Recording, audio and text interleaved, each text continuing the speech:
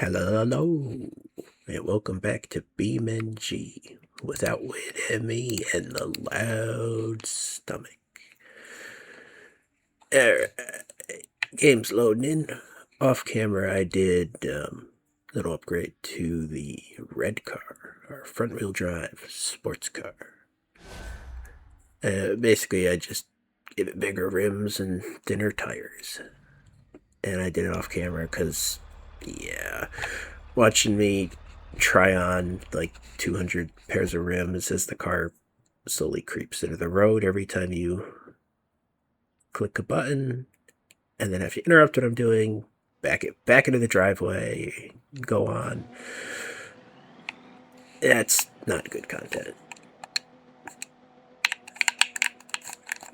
Speaking of not good content, why isn't the controller working? Turn it off and back on again. Don't know what's going on with the traffic today either. There we go. You just gotta bang on it. It's retro-inspired controller. Did that car just back into a driveway, or did it crash off the road? I'm really not sure. Anyway, I put 20-inch rims on it. I was only going to go up to 18. Didn't quite look right. I was only going to go up to 19. Didn't quite look right. Went up to 20.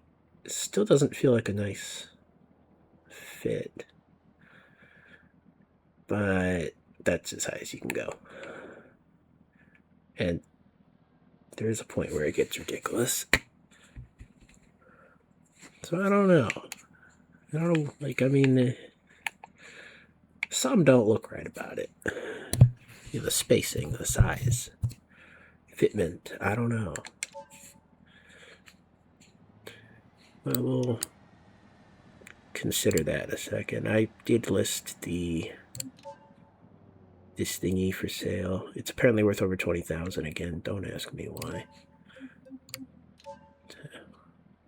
I don't understand.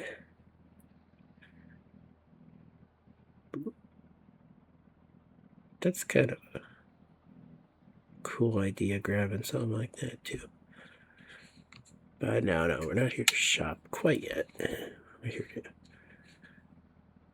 look at this, drive it, see how it handles with the new tires.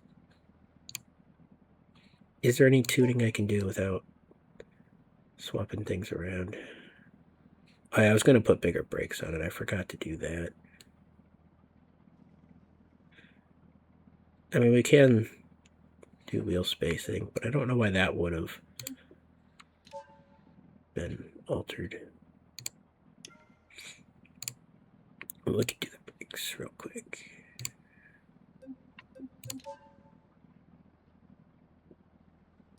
And they're already sport.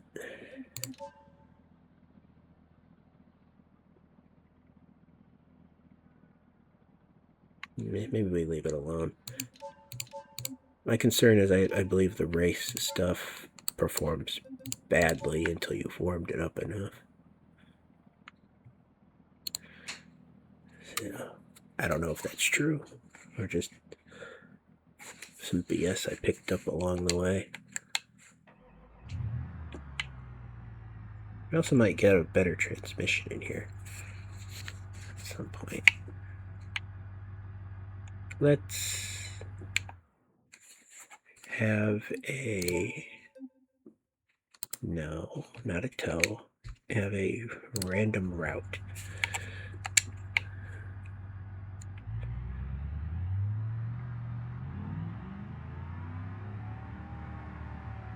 Police taxi.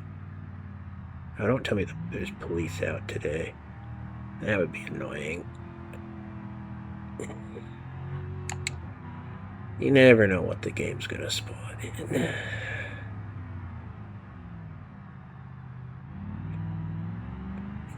Oh yeah, this thing's still gonna have all the same body roll. I'm just curious how much putting on some good tires will affect the handling.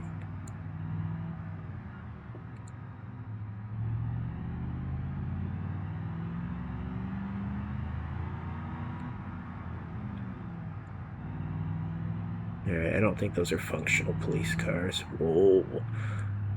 Don't pass on a blind spot.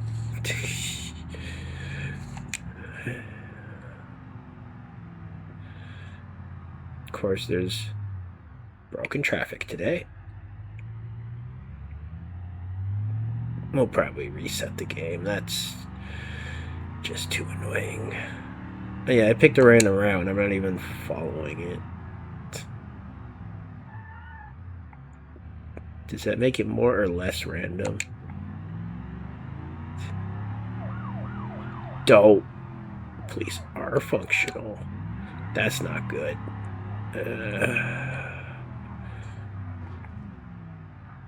Not trying to total a car in a police chase.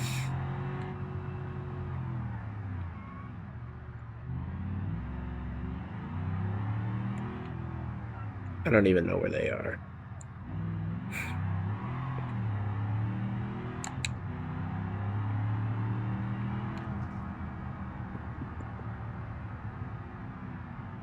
Free money for running.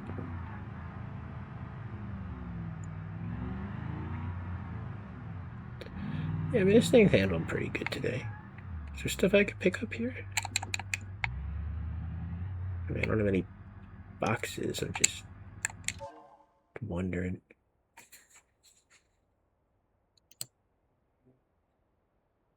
Huh. Ambulance rentals.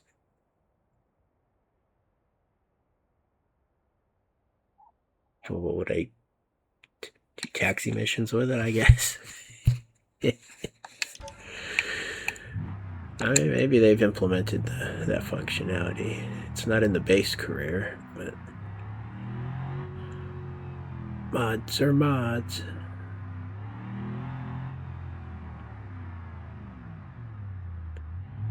I don't even know what's going on with the traffic today. Hi. That wasn't illegal, apparently. And yet, now something is illegal.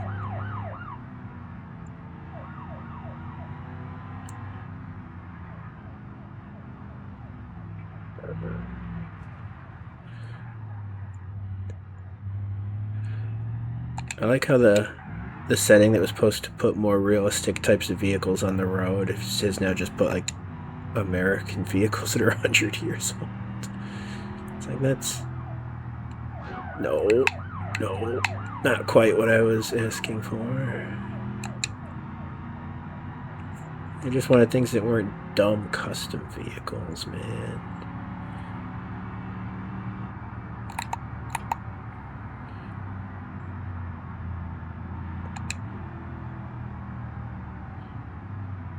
This thing handles a lot better with these tires.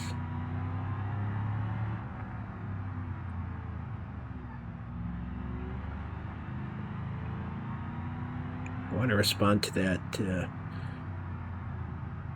negotiation on the car. Let's pull off over here.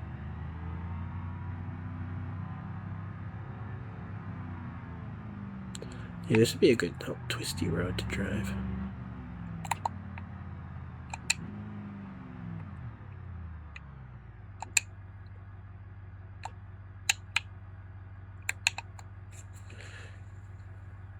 Okay. Which one's the market? There it is.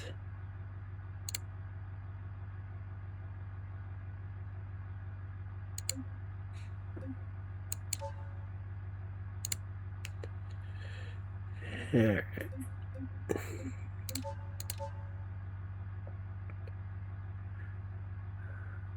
How about this?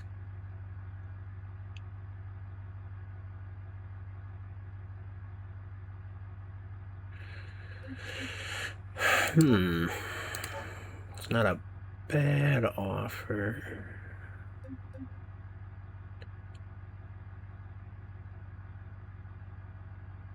How about... We'll go close to their offer. Should be able to accept that. No. They want to feel like they won. Fine.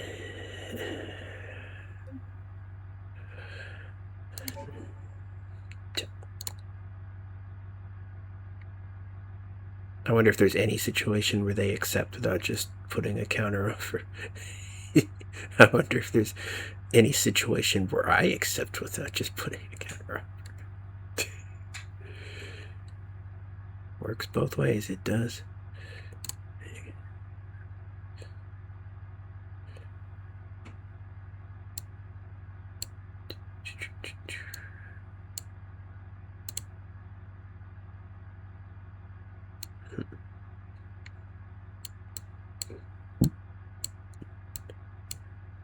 What are these different ones that I own?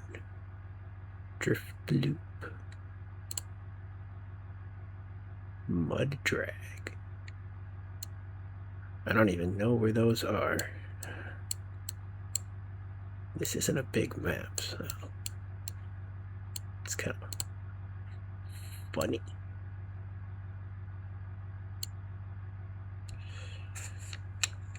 There, we got 40K in some old 80s car.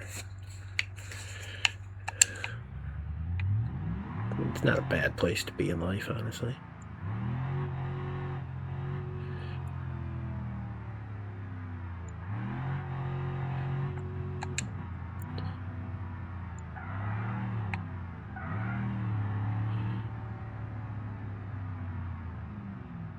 I want to drive that road again. That's a good road. It's like a little mini handling circuit here.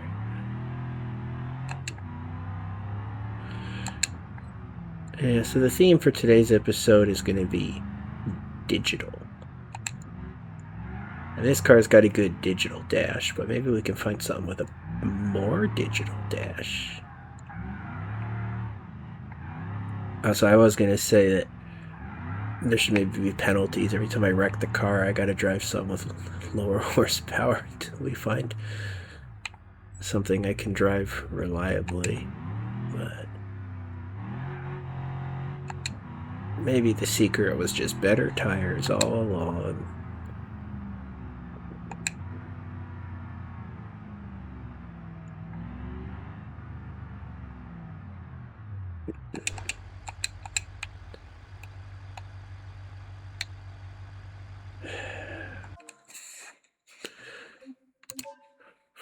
Frustrating truck. Has this been updated on? No, it hasn't.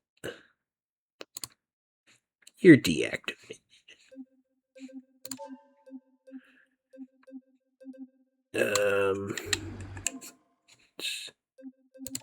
Claim any of these. Yeah, they should have noted I spent like 5K on these rims. Ew. Oh, that's not good. Maybe I shouldn't have disabled that and then saved.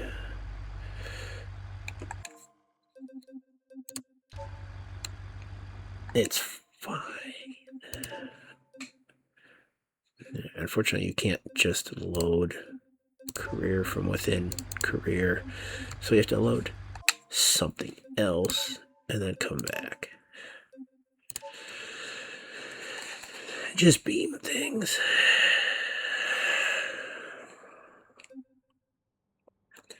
That wasn't that bad of a load time.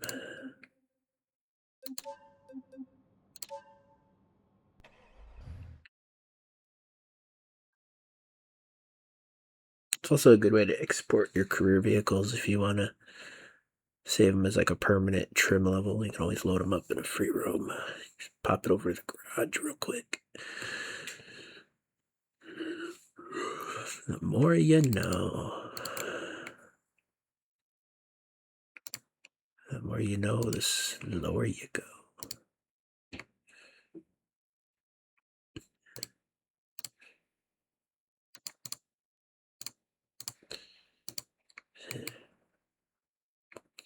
This load time isn't as good. Should have made some AI cringe, but I haven't done anything noteworthy enough to make a song out of it yet.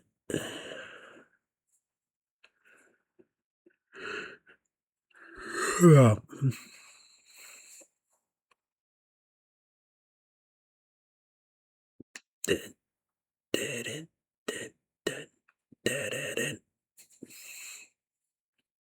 If you know where that song's from, I'll heart your comment or something like that.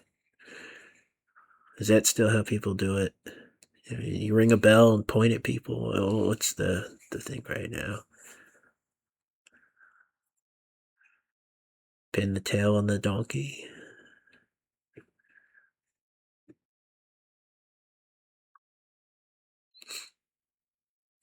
If this doesn't hurry up and load, I'm gonna cringe enough to make a good AI song with. And then we'll have super cringe, meta cringe even.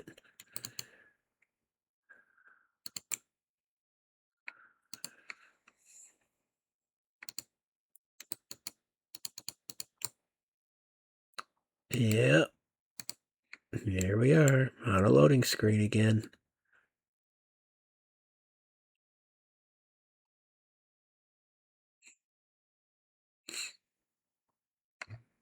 Unfortunately, most of what I've been doing in my life is just psychological work.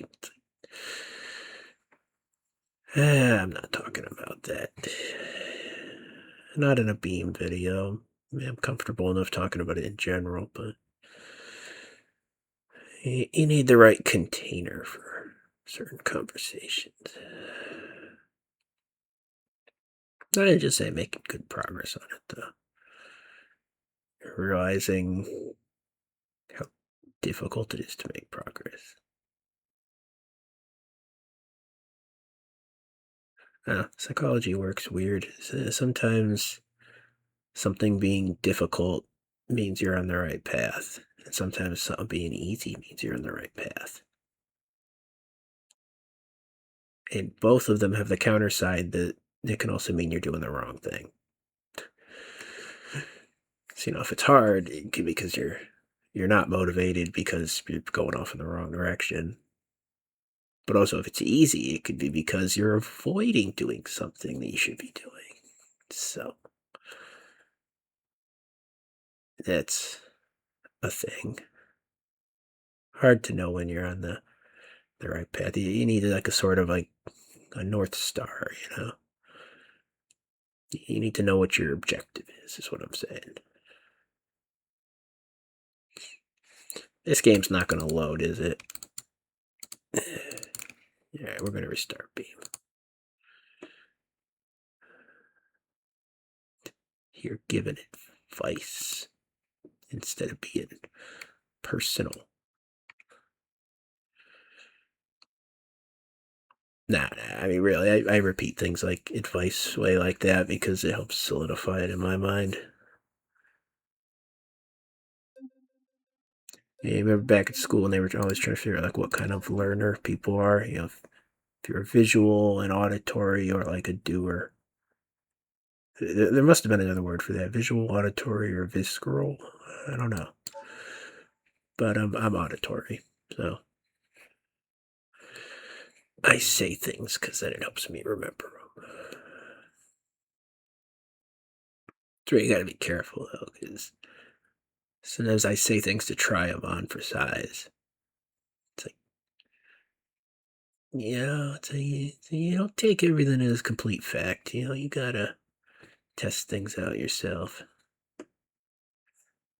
When I give advice, that I think, yeah, that's more how I'd say it's like, here's another thing you can try, not this is the right way to do it. You know.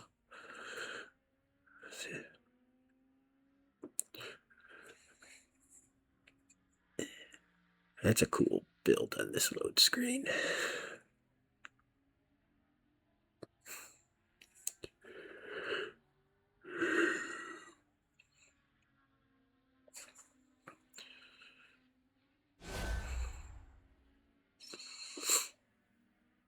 Also, I'm totally back into Beam this past week because I'm avoiding doing psychology stuff.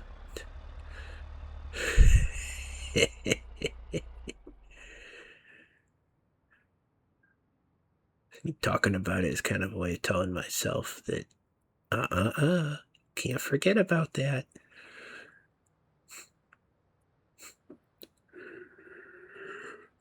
It's funny, like, because I've been watching some car stuff on YouTube explicitly because I'm playing Beam. Usually I avoid it.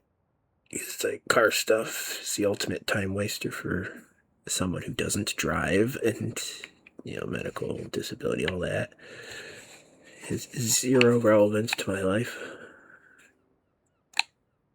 Other than kind of the niche thing, I like to understand things that are currently popular and why they're popular. So, I mean, purchasing trends, stuff like that. I like that. I don't know that it's particularly any more relevant to me, but it's more directly interesting. Why? Everyone's got a Wendover today.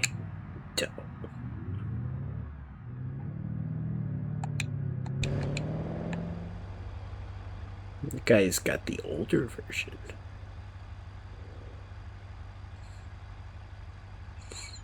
Which taillight style do you like better? I think the older one's got more of a charm to it. This one's a little try-hard. Have we ever gone this way? I don't even know what's down this road.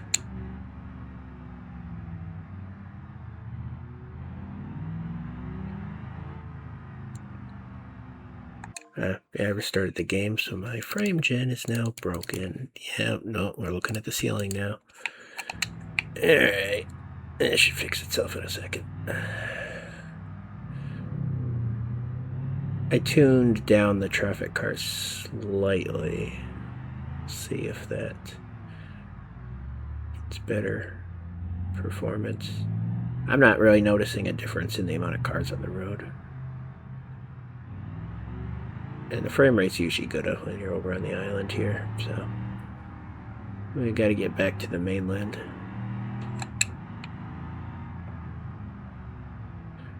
This car's kind of running low on gas. So used to not having to look at those gauges in driving games. But this is one where it does actually matter. Oh, it's even got my mileage, 17.3. What? 16.9.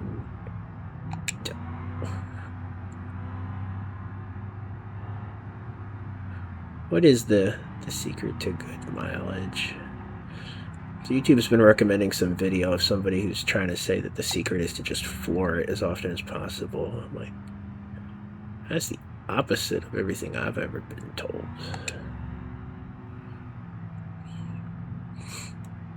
I thought maximizing your momentum, which means just minimizing brake use so you don't have to pull yourself back up to speed.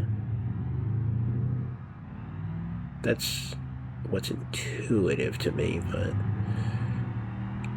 engineering concepts are not intuitive to me, so I don't trust my intuition necessarily on that topic.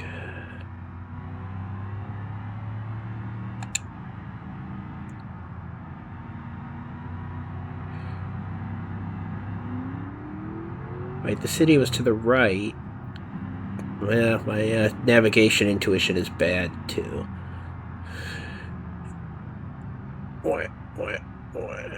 Ooh, a repair forgiveness for not getting in an accident.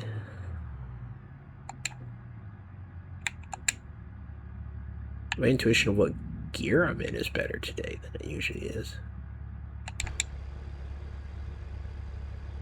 One of the modern cars seems so much bigger. Well, not the Vertex, the Chevy that's fortunately unbadged. I think that is just like an Impala or so. It's got a loud exhaust. Yeah, that must be why the car seems bigger, because it is.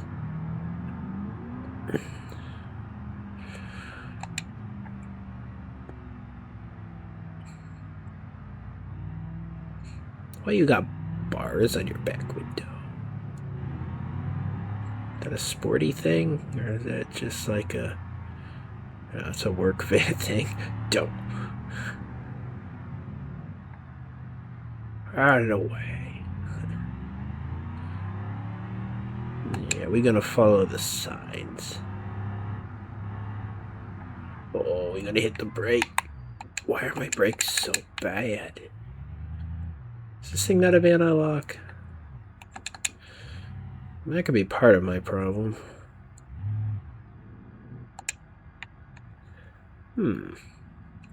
Probably should have asked that question sooner.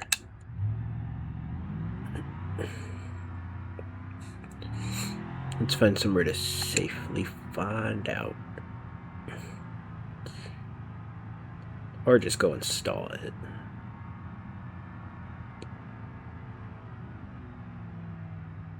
I wonder if this thing will have an interesting warning chime when I run low on gas. Or some way of notifying me. Other than the gauge that's right there. I want to be double notified. I want the car to treat me like I'm dumb.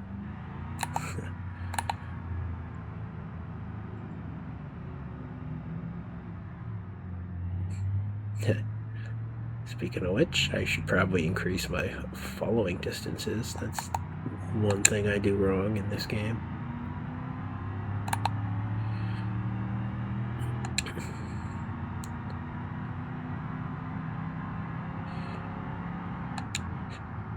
Miles per gallon is even worse. I don't think my driving style is sufficient.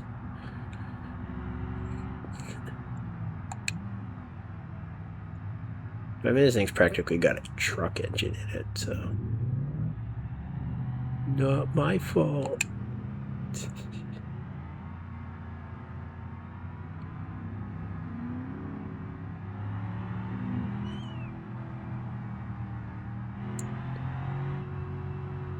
Yeah, there's the frame rate falling back toward 40.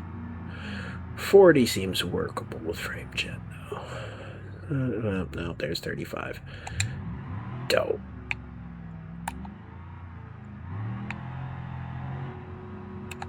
Promenade.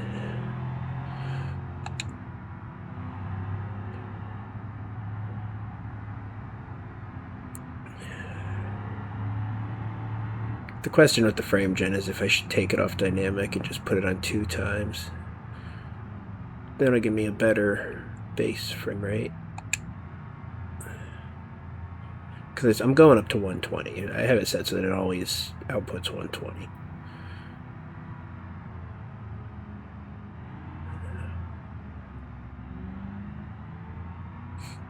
I could just put it on 3 times. I don't know. So I feel like dynamic, it's like when the game gets more demanding, we make it even more demanding. See, you know, as the frame rate goes down, then it makes more fake frames. I felt the need to explain that concept. It's not. Is it intuitive? I don't know. Yeah, this thing looks fine. I mean, the wheels could be out a little more, but the spacer on the top is, I'd say it's proportional.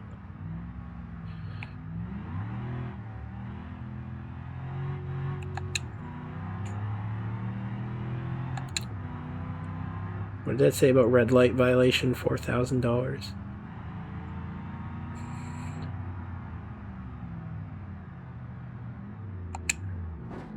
No. Oh. First crash of the episode, though. It took a while. What even is that?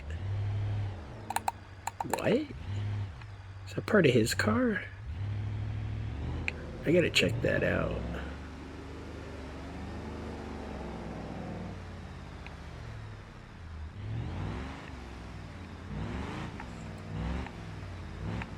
Yeah. Okay, we're here now, wherever here is.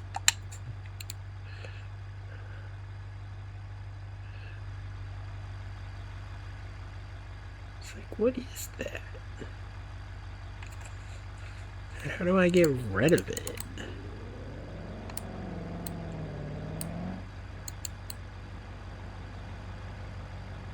That's such an odd way to crash the car. Like, I bump into something, but my car isn't pushed back, something's pushed forward. Huh.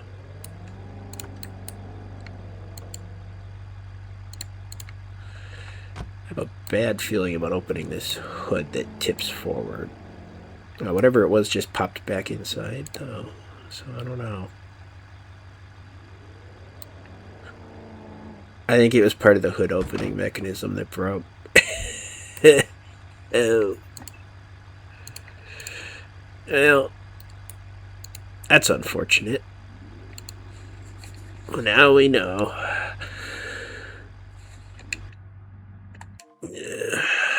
What's good in the hood?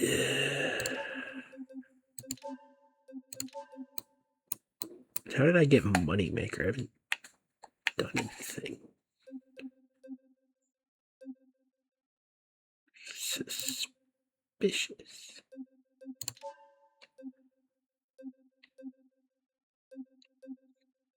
I guess we can do some taxi missions or something.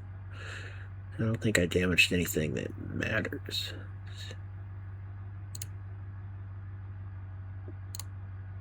So we good.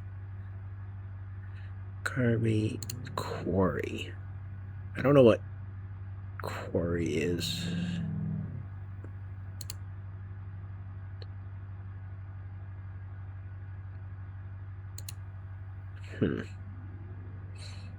Zone A and Zone B. I don't know, maybe we will do that. Why not?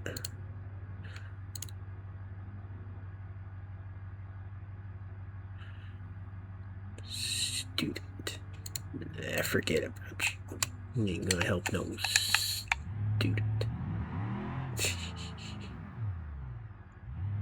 How do we get out of here?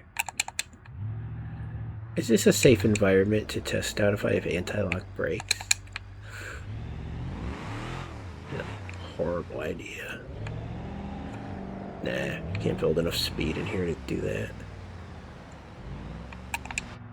Or is there a do not enter on the exit from the parking garage? What? Is this another shady pickup spot? No, it's the police department.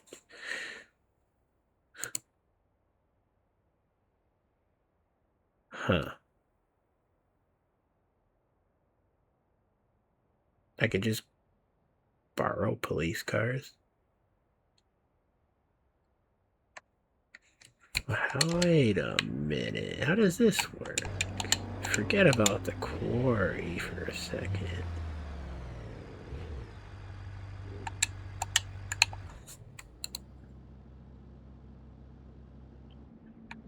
You can always teleport this car, so it's fine. Just leave it there. What's this? Police dealership. Huh. Yeah, but if I loan police cars... I swear there was one I could loan. And now it's... no free parking spot. Let me guess, that's the parking spot that it would have to use. Beam.NG. Hi. I didn't hit the button to get out of the car. So why did I get out of the car?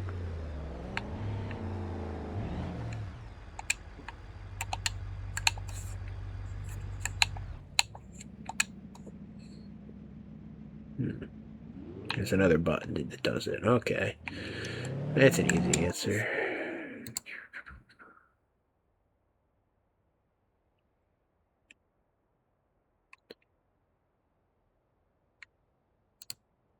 Okay, what does it cost to do this? I feel like it doesn't.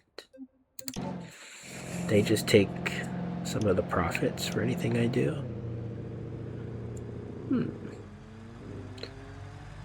So do note, I don't know how to turn the lights on these things.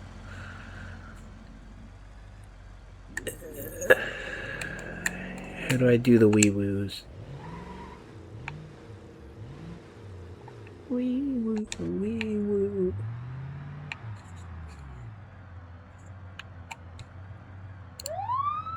Ah, cool, I can just click it. Click it or tick it.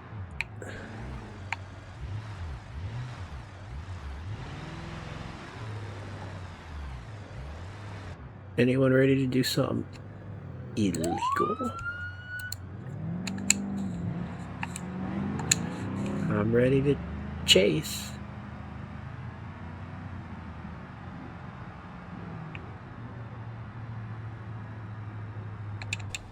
Oh, great, everyone's gonna just pull over unless I can figure out how to turn that off.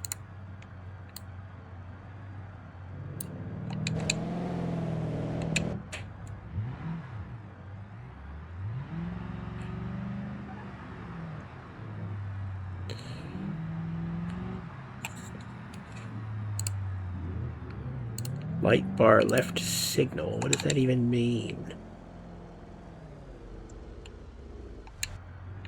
How do I turn it off? Scene. No.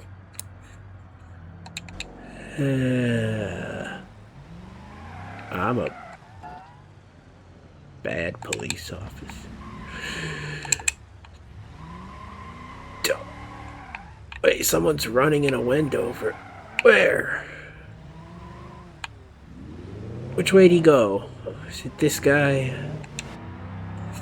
Yeah, let's get him. Wee woo. Uh-oh. Did he go this way? I'm gonna wee woo get you. He definitely should have turned there, took advantage of that blind spot. What? He didn't escape, he's right there. I saw him.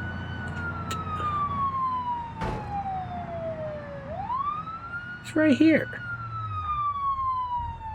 I won.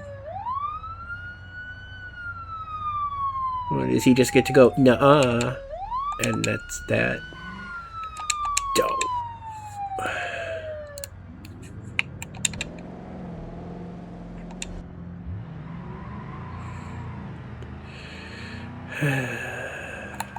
What? Hey, you're parked in the middle of the road. Oh, I arrest you. I saw you hop that curb. No? What? Hey, you had a police car.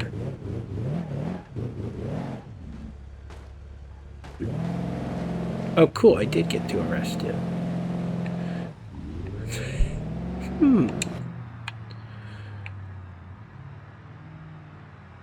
So the key to being a police officer is to provoke someone into a road rage and then arrest them. Parked in the middle of the road, gonna arrest you. Why is there no button to turn the light bar off? That's silly.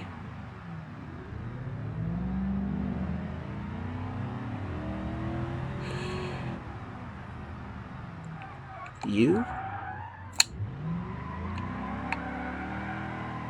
Stop being drift cop and be go get 'em cop. Oh, you're gonna crash.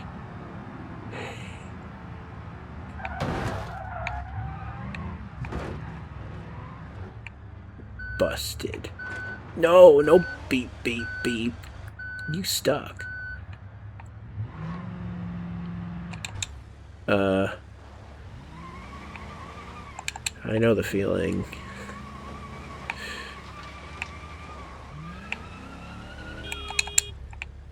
Don't honk at me, you're in jail.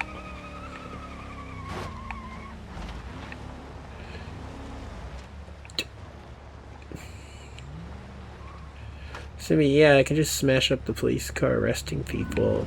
And I get thousands of dollars. Can we, get rid of this?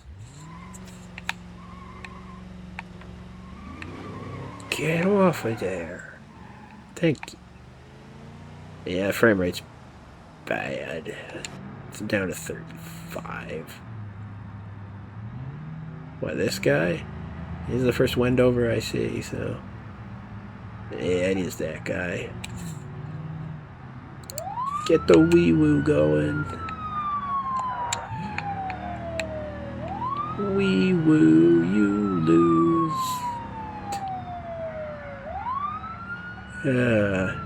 I mean, a lot of Beam content is made for children, but I think I'm overdoing it a bit much with the sound effects.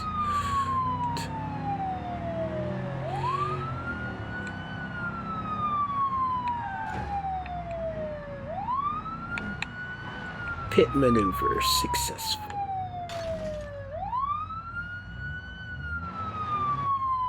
Haha.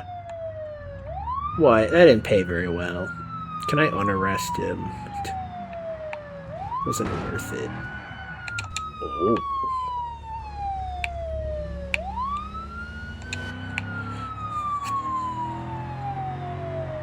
Yeah, my hand's trying to go to sleep.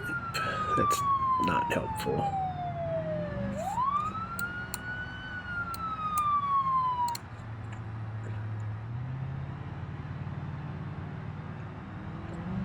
I guess we can just drive this thing until it's completely broken. It shouldn't be that much longer.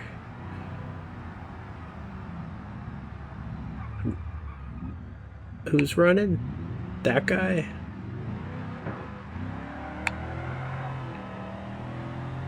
He's not very good at this.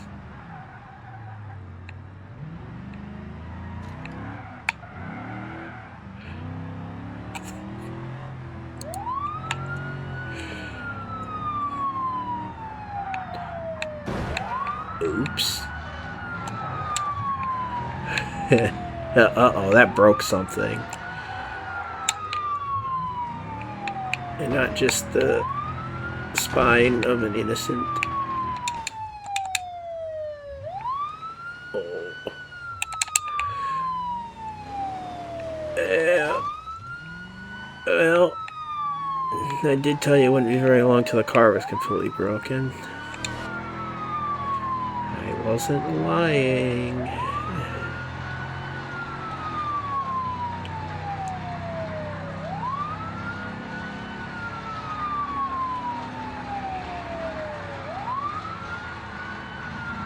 But I mean, it's still trying to drive.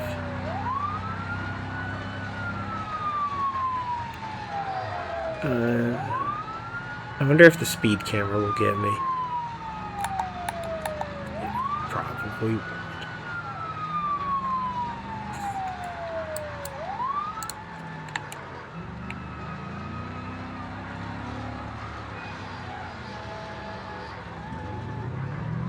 You know, I'd probably actually have to return the loaner car. Not just be done with it and leave it in a ditch somewhere.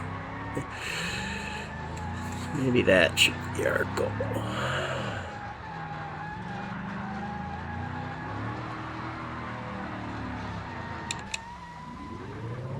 Any idea where the police station is? This way?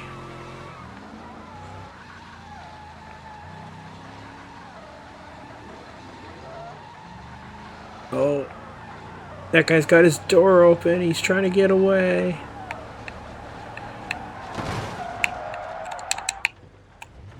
I won.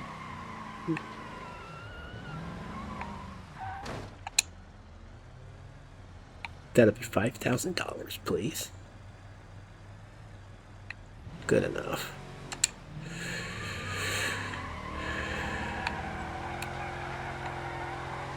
Drift Cup strikes again.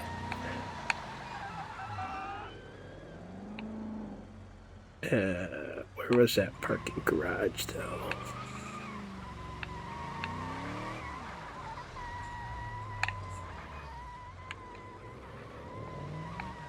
There it is.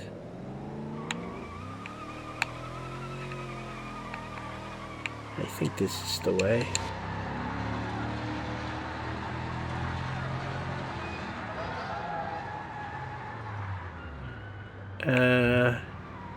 Guess not.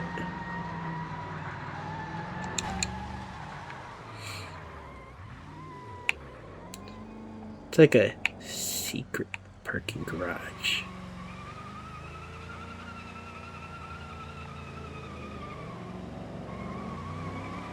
Nah, he's going the other way. I'm not chasing that. This thing can barely drive, let alone turn around.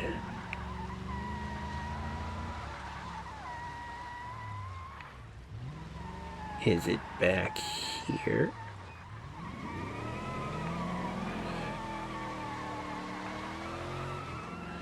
No.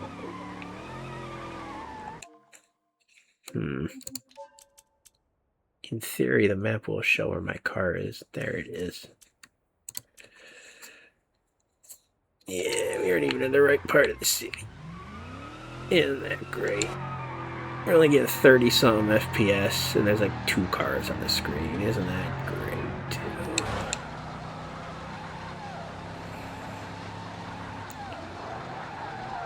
Anyone want to quickly get arrested?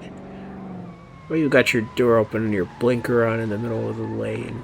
What are you doing? I'm going to arrest you. Let me close that door for you, too. You're welcome.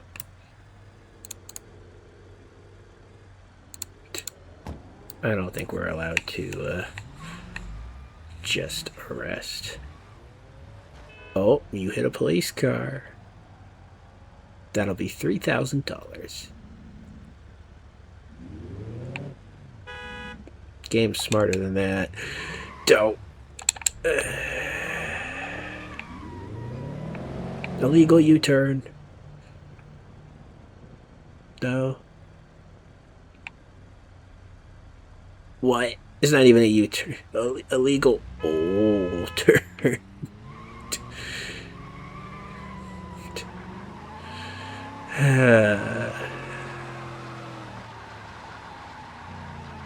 X-turn 360.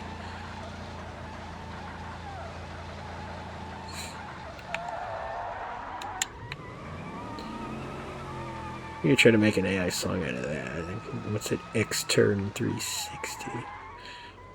It understood the Brokemon joke I was trying to make. I wonder if it'll understand the joke reference with that too.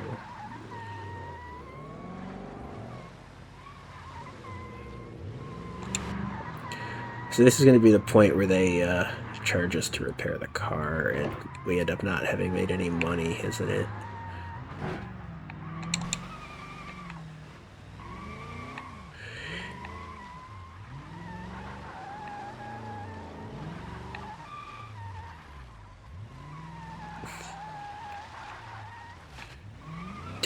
What are we even getting caught on? Those curbs?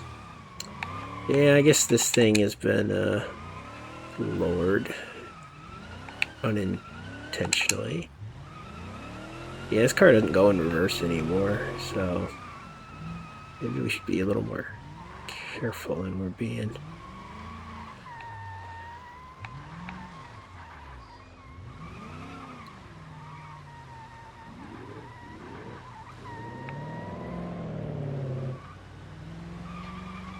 Here's your car.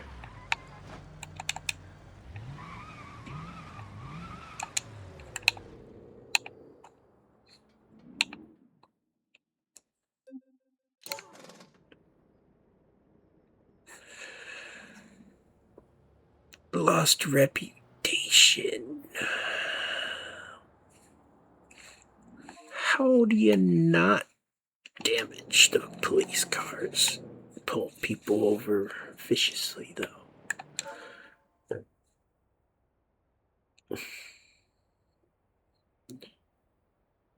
I guess you gain reputation for doing the job and you lose it based on the damage. That would make sense.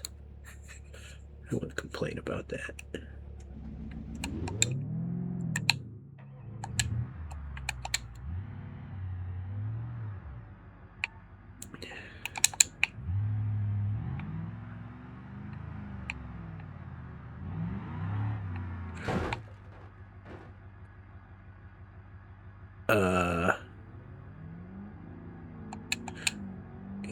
I don't have an excuse prepared for that.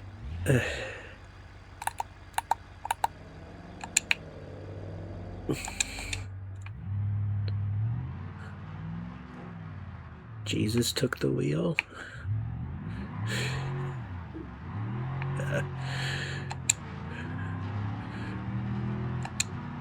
Oh, that knocked whatever AI cringe I was going to make out of me.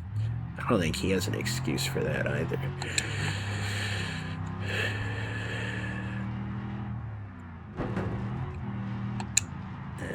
Back to the garage again. Don't know. Back to the garage again.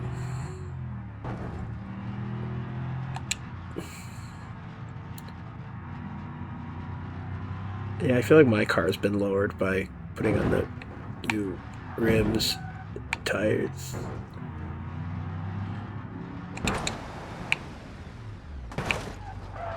Uh-oh.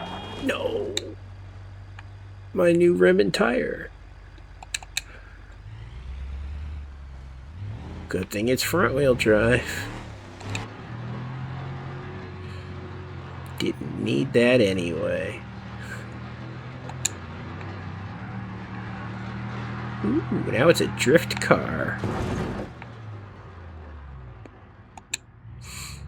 It is not, in fact, a drift car. That's what you can do. Donuts. Woohoo! Can't do this with most front-wheel drives.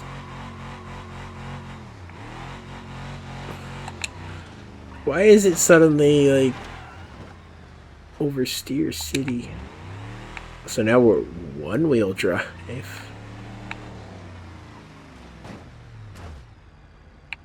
I'm gonna use one of my free toes before it gets any worse.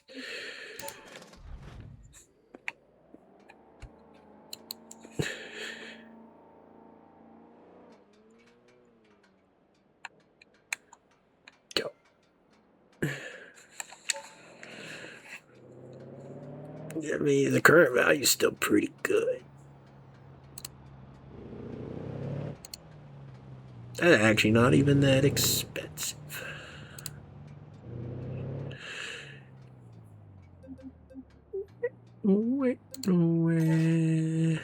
And I had a repair forgiveness.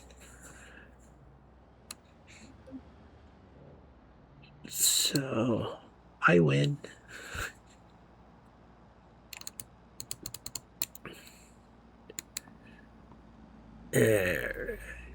Let's do some shopping. Cow Dodge. Boy. I don't believe anyone would be selling a supercharged 2019 Lexus for $2,100. That's the most unbelievable thing all day.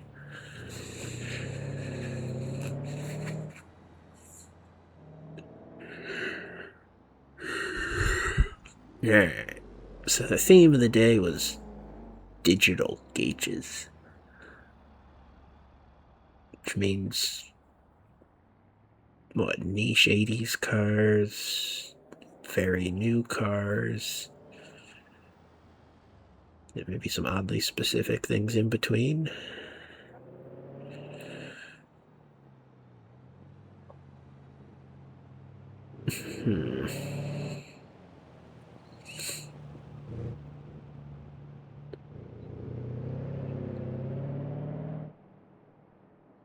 Shuttle charter.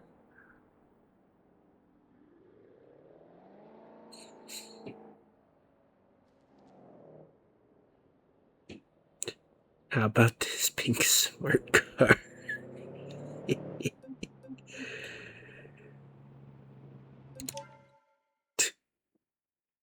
I mean, it's from Trusted Auto Sales. It's in the name. You gotta trust them. Alright, let's see what else there is. We may or may not drive out to that.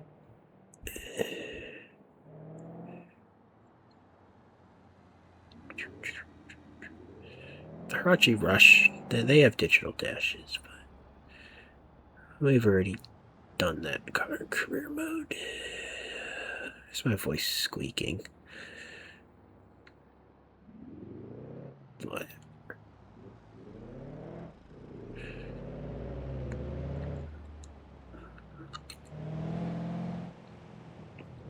And we got good money, so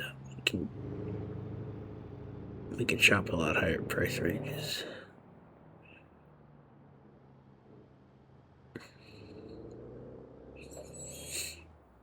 Yaris custom body kit.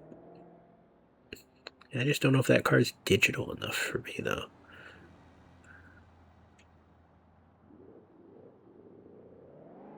That might be.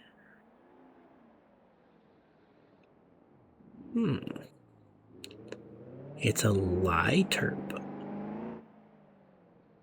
I don't know what that means.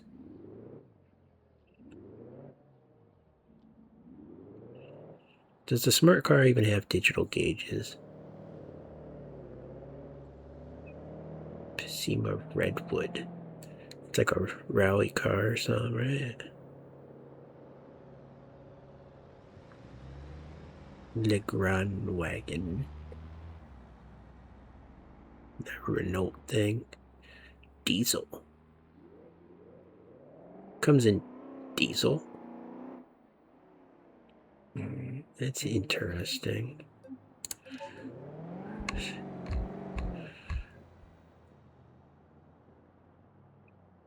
Then we could get a cool rally truck. A dramatically overpriced old rear-wheel drive car. Tempting. Dramatically overpriced front-wheel drive car. That's even more tempting. I think we already got one of those, though.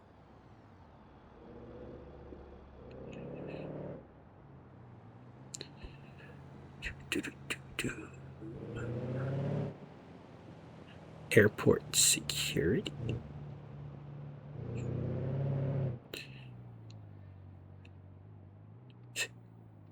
Tuner van. A little tempting.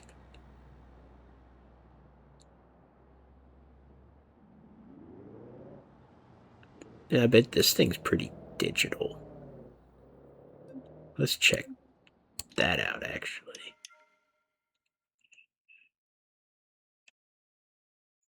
Do the electric slide.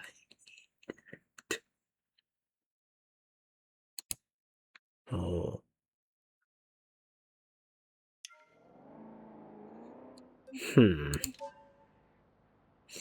Wasn't a happy loading screen.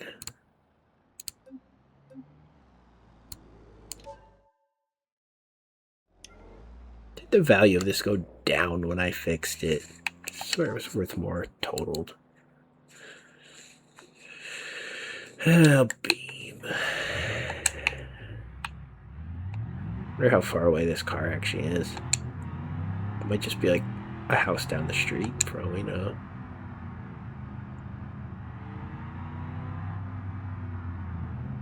Oh, the fuel economy changes back every time you reload the car. So it starts at like 22 and just drops over time. I wonder if I could drive well enough that it would stay above 20. No. Oh, the number did go up a little bit. And down. Yeah, we're under 20. Explode. Kaboom. There was that old movie about like this bus that you could never go under 50 miles an hour or it'd explode. And what if we make like a modern version of that you can never go below 50 miles per gallon or you explode? You're suddenly in your Prius on the highway and you get a phone call. You better be keeping that gas mileage up, son. I guess that loses the part where you can't just like stop and get out of the car. But, yeah. The whole earth will explode. How about that? No. What? What? Failure to stop. I'm stopped. It's a scam. I'm going through the light now.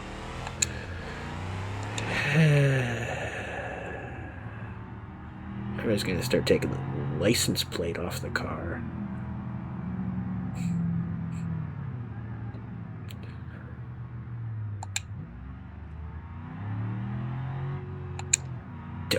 Still haven't tested if this is anti-lock. Alright. Let's do it here. Yeah, I think so.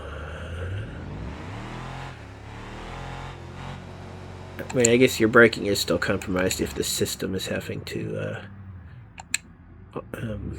moderate it.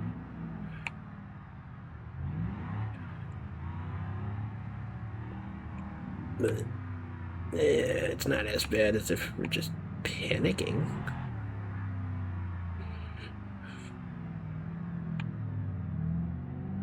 P. Why is your car marked P?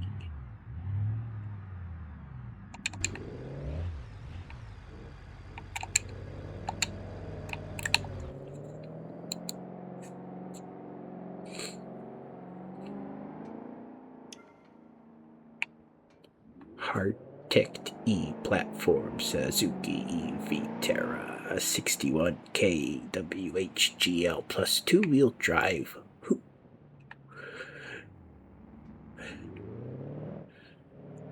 Let's see if this is actually going to be a good mod. I haven't tested this one.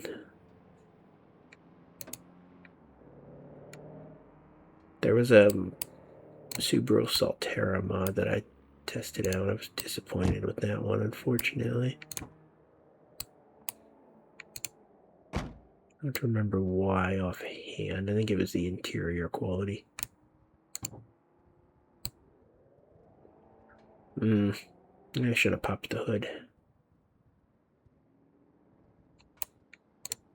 Well, that's not enough for me to delete mod, but it is disappointing.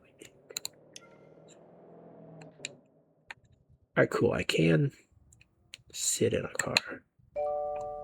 I can even turn on the car.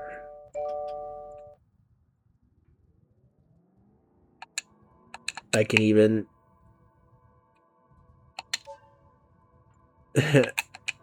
do this without being considered test driving it.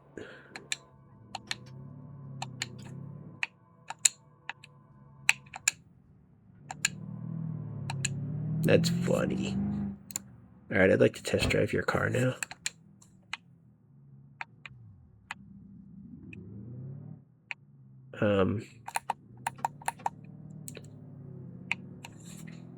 Can that menu come back? That would be pretty convenient if it did.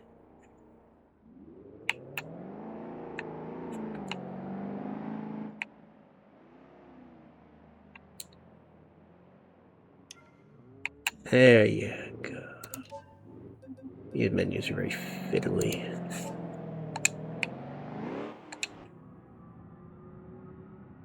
I mean, this is pretty digital. Let's not crash this.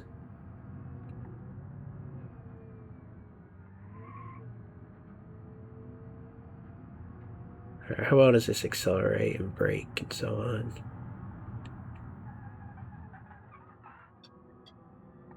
Reasonably.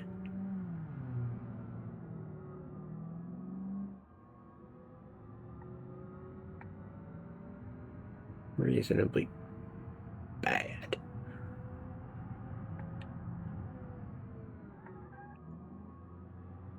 It does stop pretty fast, though.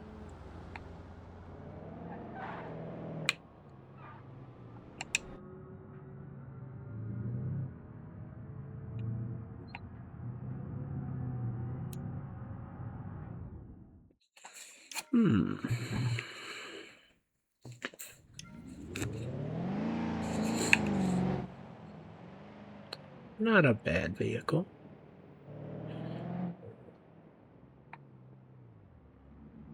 I think I'll keep the mod. I'm not sure I'm going to buy this one. I'm sure it'll be another one available in the future.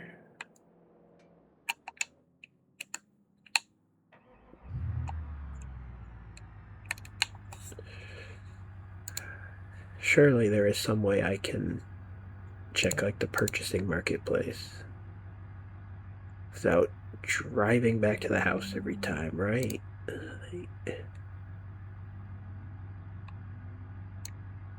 No, apparently not.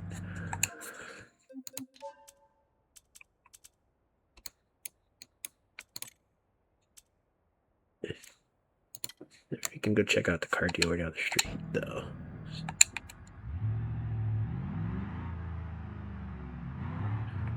Damn it, what was that cringe song I was gonna make?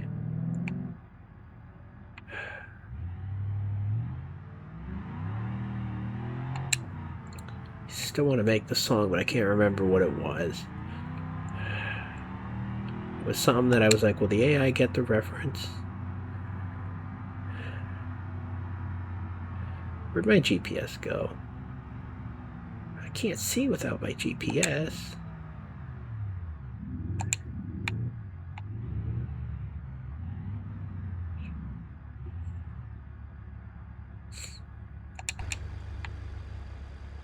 Take a moment to appreciate those rims.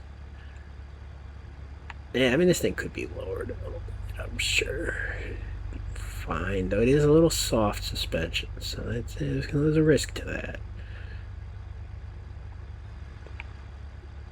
But it would look better.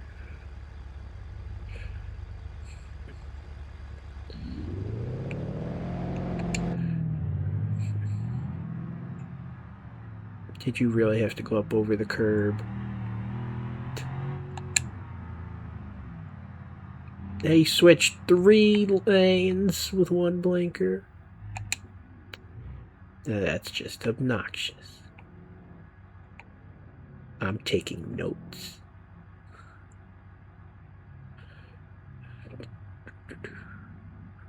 Now, what was that song?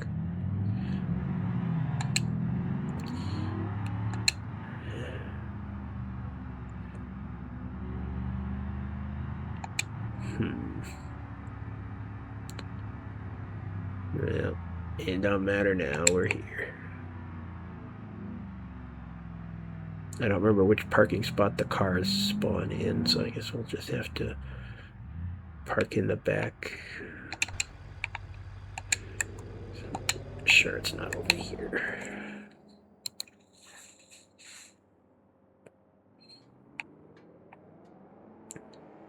Check those rims. Thing actually does. It handles better enough that I'm not constantly crashing it. So that's an improvement.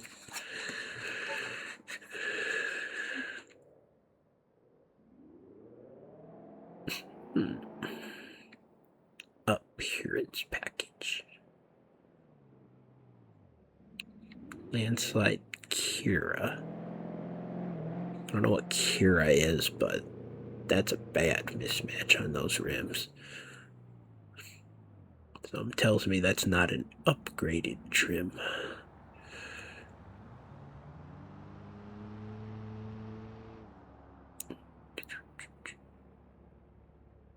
Does the Zenith have digital gauges? I don't know.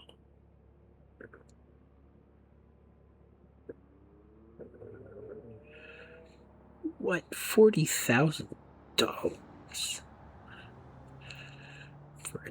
2005 base model. It's not even all-wheel drive.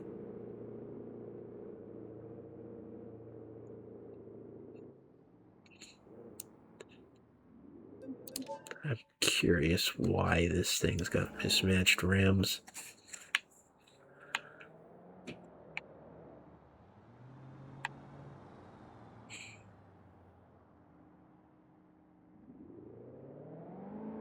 Does it have missing trim pieces too? Suspicious thing. I'm gonna test drive this. It is not digital.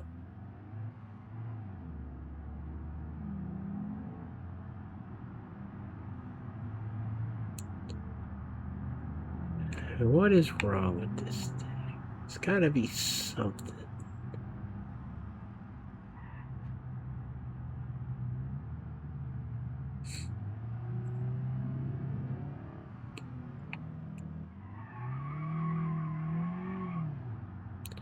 There's nothing fancy about it. So maybe I like how I'm like, there's missing parts. Weight reduction? Is it sporty? Or is it just a piece of crap? I'm trying to give it the benefit of the doubt, right?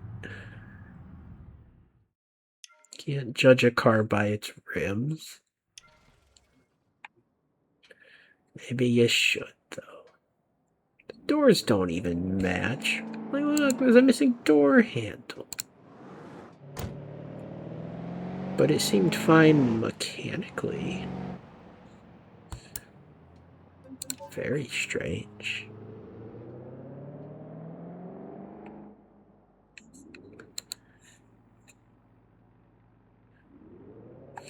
I don't know what to make of it.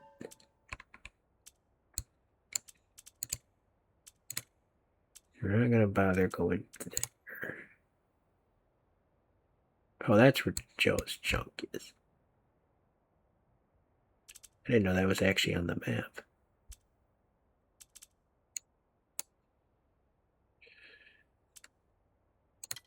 They might have something worth restoring over there, right?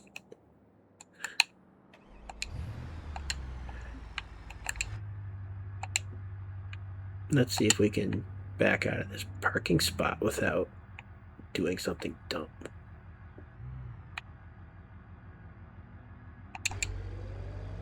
Yeah, plenty of room.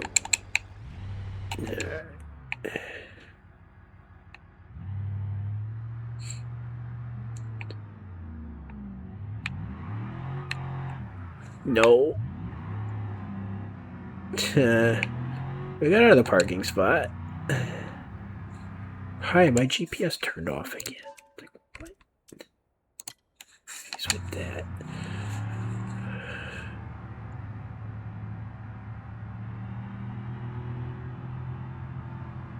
Still, oh, not speeding. Nope. Alright, speeding. Speeding.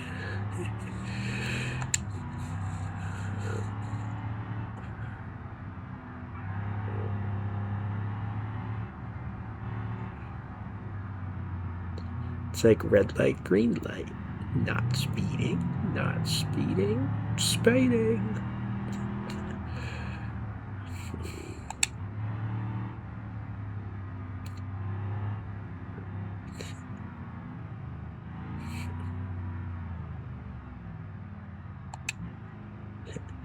Simon says, do something dumb.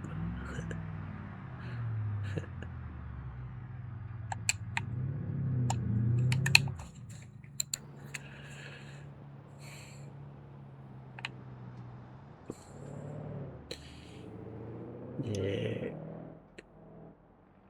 It's an odd spot for a garage door.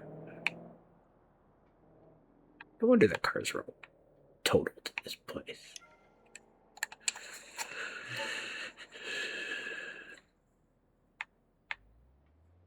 I don't know why we're looking up in the sky, but we're not going to worry about it.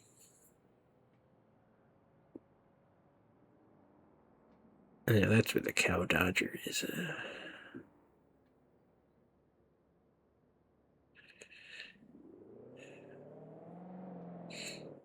So as we've learned before, don't try to test drive these. Because the car breaks when it spawns in and then you get charged for it.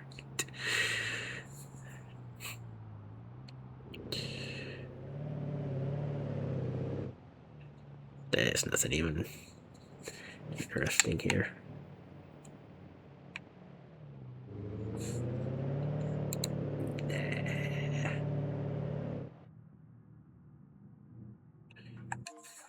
Yeah, we could just use the free tow to get back to the house. Yeah, let's do that. It's not abusing the system at all. I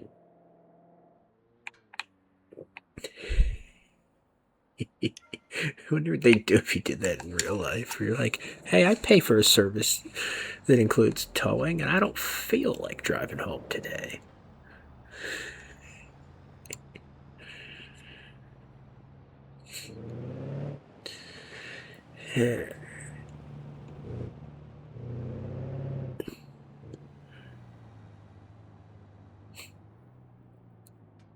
Bet if someone got drunk enough, they'd crash their car, because they'd be like, alright, I get towed now. And if you get drunk enough, you're going to crash it anyway, so does the intent really matter?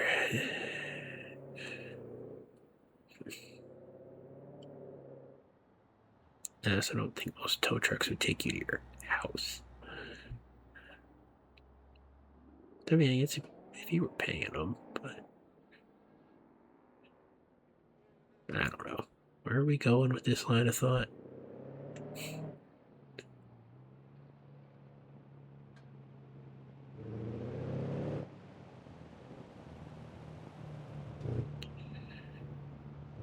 Where's my digital?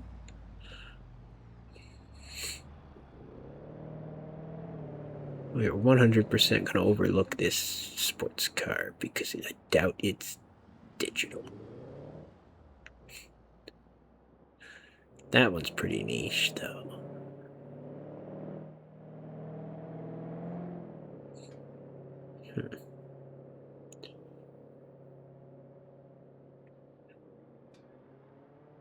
Yoru Sport.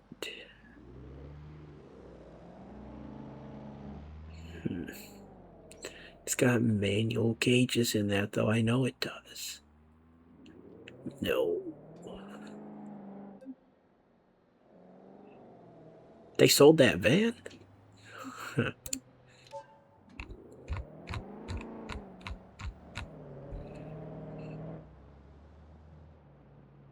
Is this digital?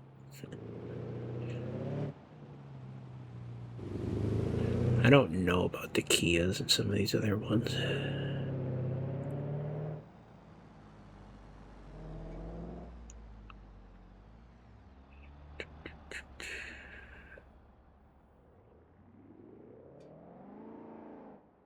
This Pacima could be.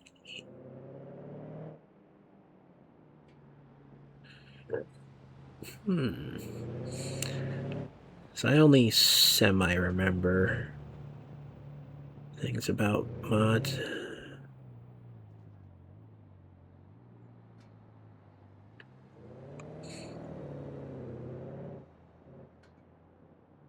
Toyota Urban Cruiser. Sorry, that's just another labeling of that vehicle.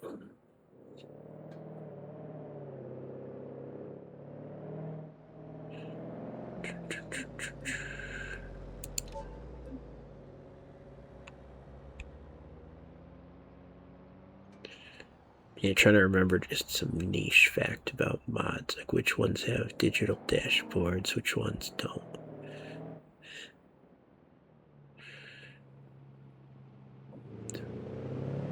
Really particular thing to be focused on.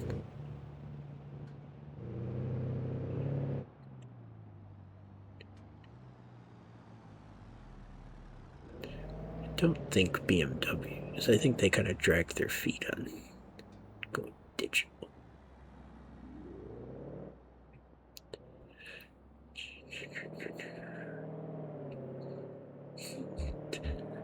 As if there's really any purpose to this other than just manufacturing a purpose for the episode. Yeah, that's how it be sometimes. I bet this BMW, though. And it's gone. What? How is that worth $64,000?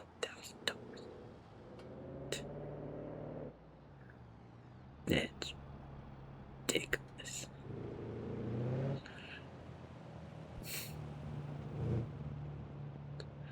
They really roll the dice with some of these prices. Just some really random numbers.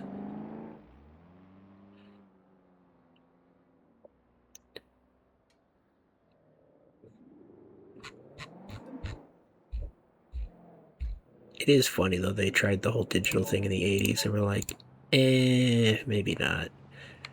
And now it's back.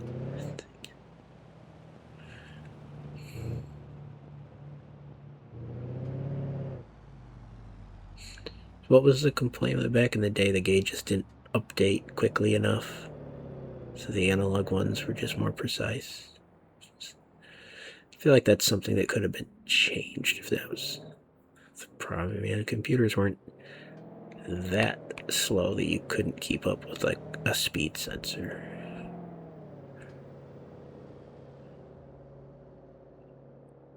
I don't feel like that argument is correct.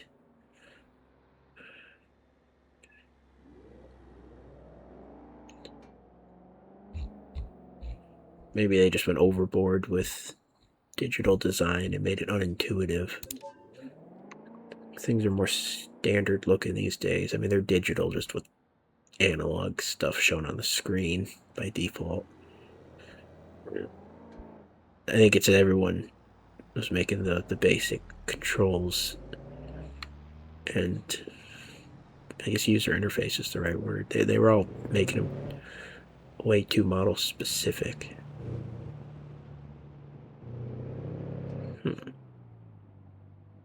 Let's go check out this Volkswagen. See, people want to be able to move between cars and not have to relearn the basics. You know, like,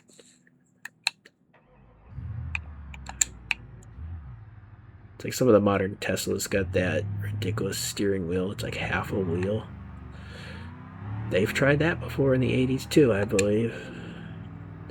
I don't think it's going to do any better this time around. I'm surprised it passes the safety standards having half a steering wheel.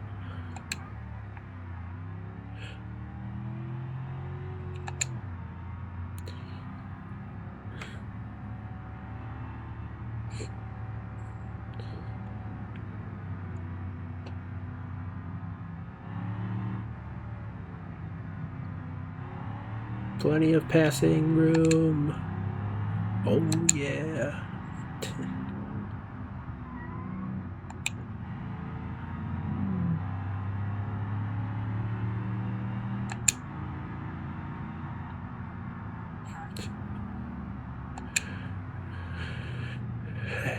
Like I say, a lot of these episodes, really curious to see what kind of car I'll end up buying. Yeah, someday when I'm healthy and hopefully have enough money that the choice doesn't just come down to what's available at the best price. You know, like what am I actually gonna want when it's my money on the line?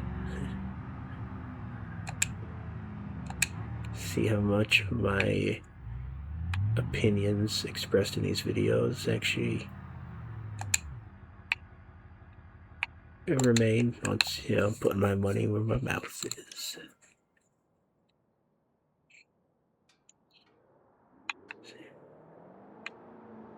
Do you got a digital dashboard on this? Oh, I think you do. Oh yeah. Alright, let's just make sure this is a good quality mod.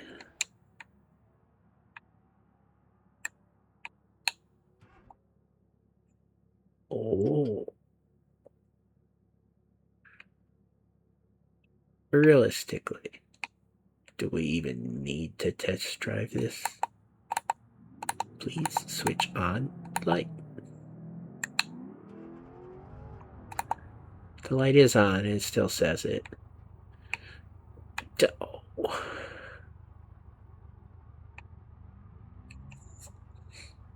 How much do they want for this? It's not even terrible. It is a diesel though.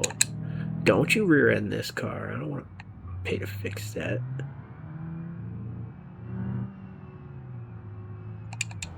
Is it a diesel? Oh, come on, I'm going to be spending the whole test drive at the light. That's no good. Maybe it's just a turbo.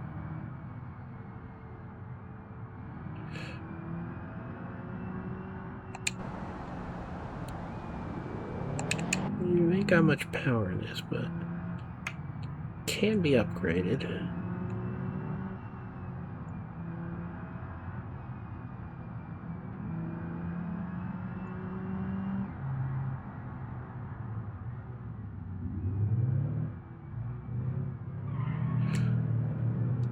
Got the cloth seats though.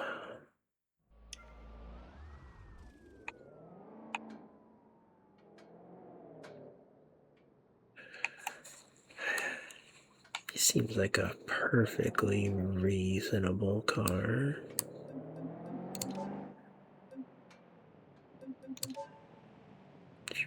Says the market value is well below the asking though.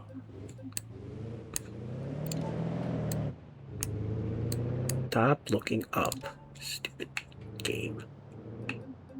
How about 18?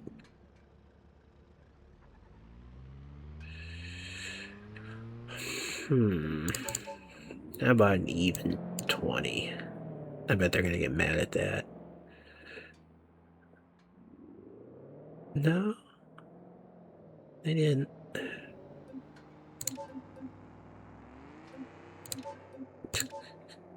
I want the last offer.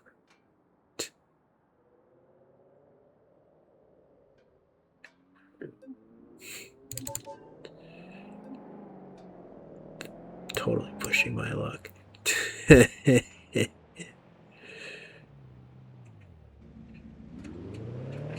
I got away with it.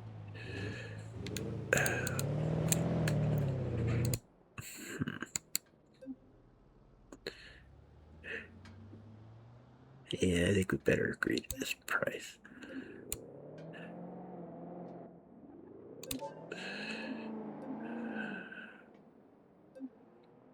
Can I negotiate the sales tax? No.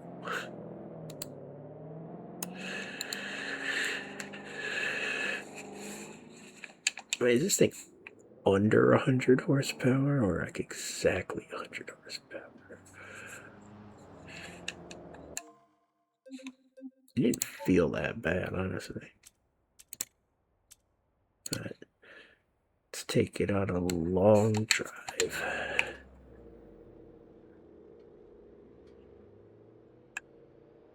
Maybe we shouldn't even have a marker. Let's have a random route, please. We'll teleport that car back home, of course.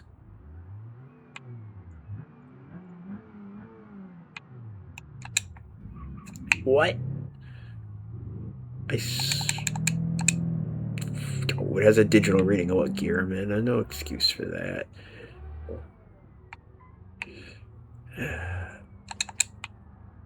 Missed I didn't hit anything doing that. Visibility kind of bad in here. Actively tilt your head forward to look around the pillar.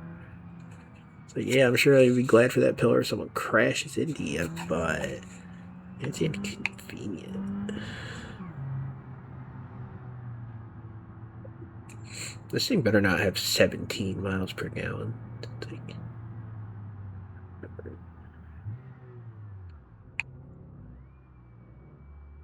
The tiny little engine in here. There's no way.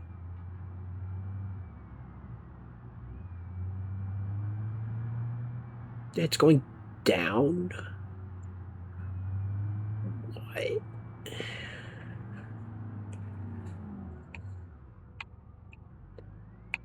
You can't even see through the pillars. It's ridiculous. Is the random route putting me back to the island again? It's not. Okay.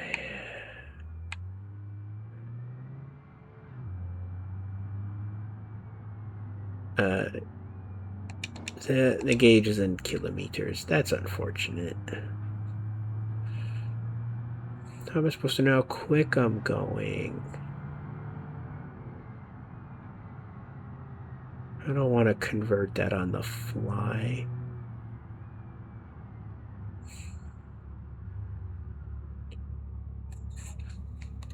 Come on, it's digital. There's a button to fix it. In theory. Why is the ignition down there?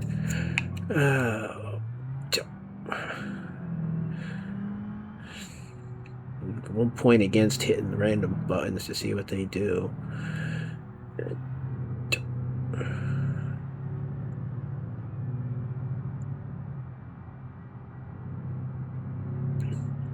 Well, I mean, this thing's easy to drive at normal safe speeds. In fact, I'd say it encourages it. An engine like this, it's like you get the satisfaction of slamming on the gas for a couple seconds, and then you can just drive normally.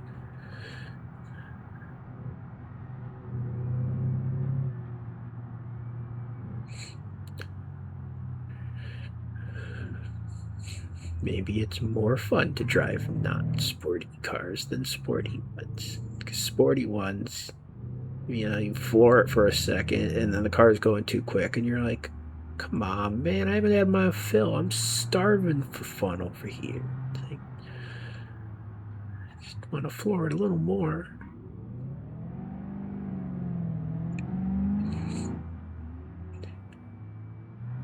Please, sir, can I have some more gas?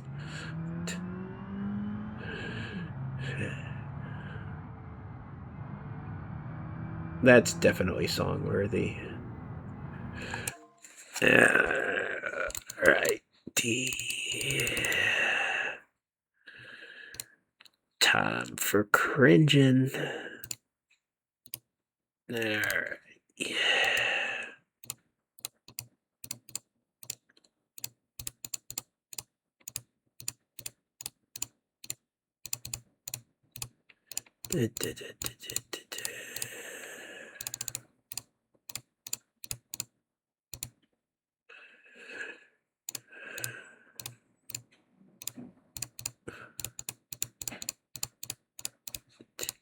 Just putting a little bit of the concept in here.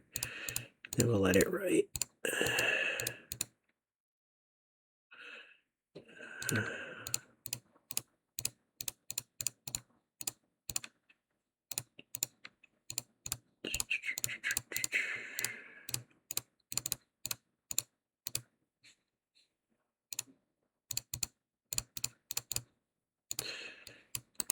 Copy that in case the AI mucks it up. And let it generate some lyrics.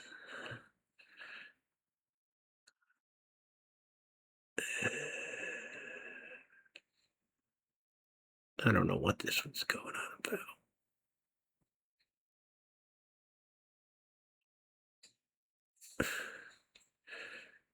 Yeah, it's making car-themed songs.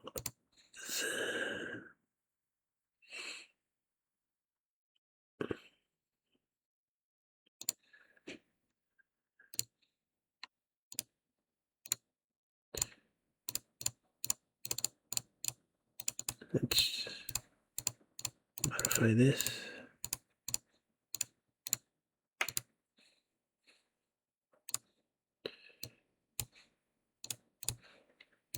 Let's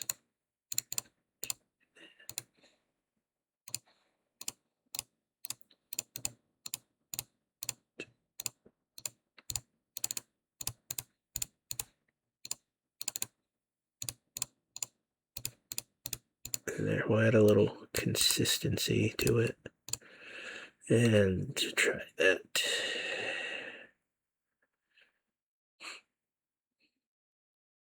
Chorus. Gas.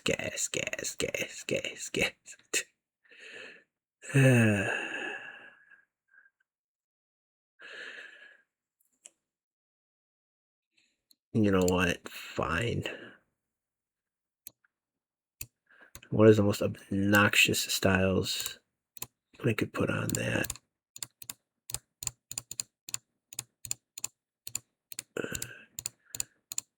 It'll need people like clapping along to the song. It'll need a chorus. Maybe a song for like a gym.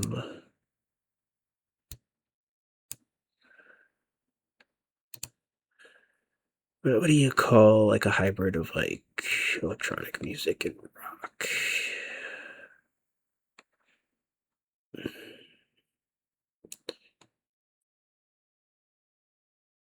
I don't know, but we'll just put in techno rock. Or not techno explicitly. How about electro?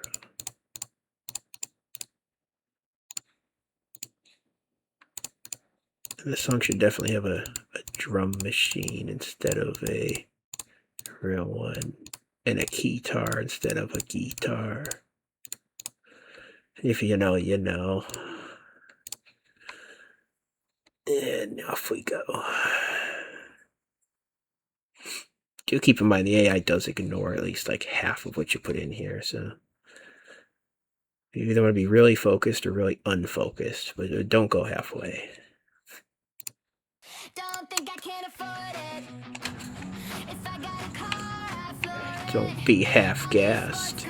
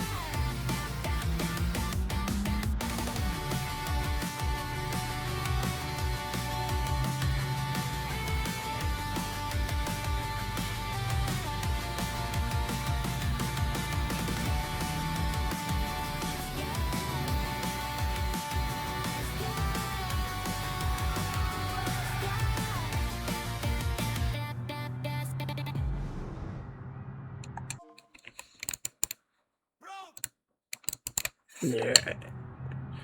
And back. Yeah, maybe small engines aren't that bad with, modern automatics. Small engines and gearboxes that don't have a ton of gears are what the bad combination actually is. Also, I don't know if you've noticed, but this speedometer on this car isn't even accurate if you are expecting that it's in kilometers.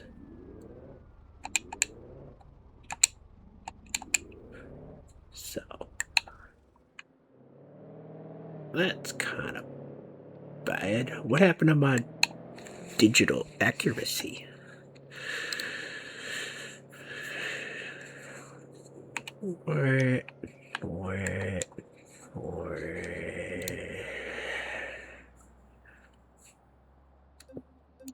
Yeah. Let's get a performance index on this. Maybe it'll give me an actual horsepower rating.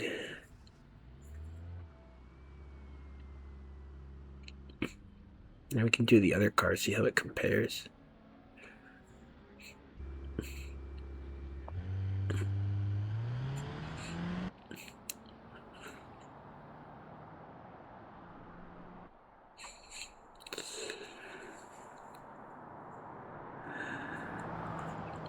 And this can't maintain 40 FPS. Why?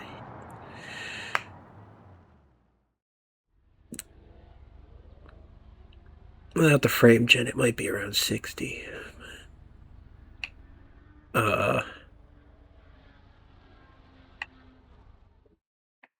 Just a little bit of a glitch. Don't worry about it.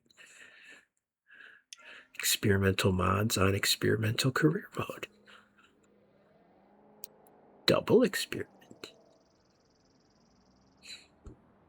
Try new experiment gum. See, 0 to 60, 9 seconds for a base model car. That's 3,400 pounds. Just ignore the horsepower for a second. That's not bad. No one will call it good, but it's not bad. I mean, the last time I was not so seriously shopping cars, I was looking at like this Toyota. I think it was a CHR. I don't know, that might have been 5 years ago now. I got no clue, but that was like 12 seconds, 0 to 60. So there are still modern cars that are above 10.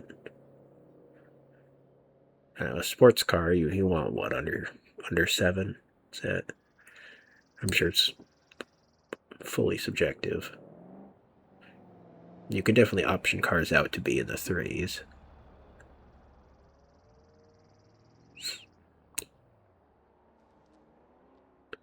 But 120, it's good enough.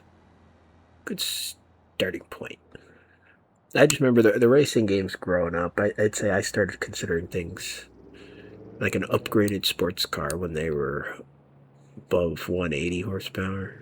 A lot of cars started out 100, 120, early 2000s.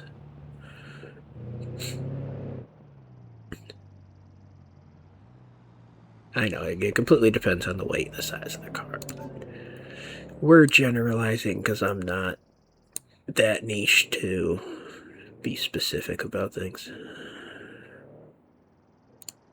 This gray is boring, though. Can we all agree to that?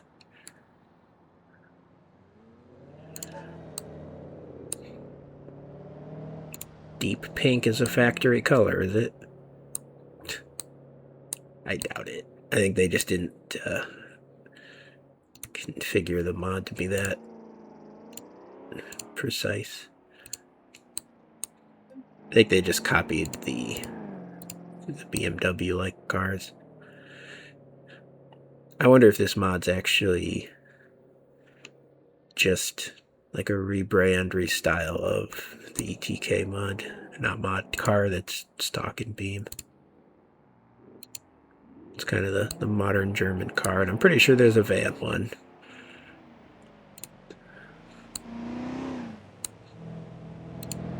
And what kind of color we want in this? I don't think it deserves red, being 120 horse, but I like how it looks. And maybe you don't have to earn red. Maybe you can just have whatever you want. That's what America was founded on. The freedom to be red, even when you don't go fast. And then Sonic came out and is like, no, blue is the fast color, not red. And then everybody died. The end.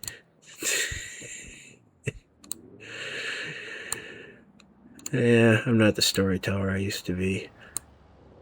But this color is kind of sprucey. That was spruce green. I was gonna make a pun.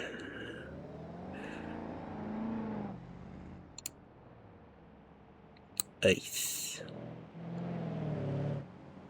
This is always a nice color. How about an equally boring gray?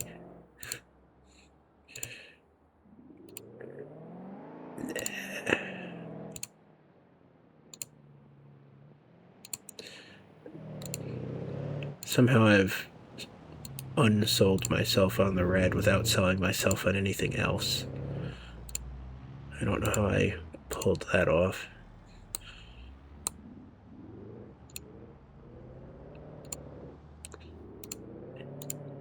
We can agree the yellows look atrocious on this.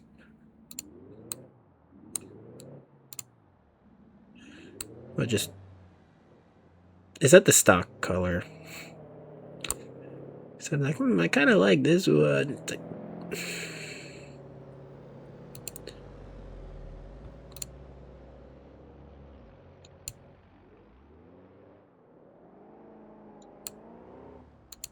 I don't want a bright blue. What's frozen? That's the stock color, isn't it? Frozen dust.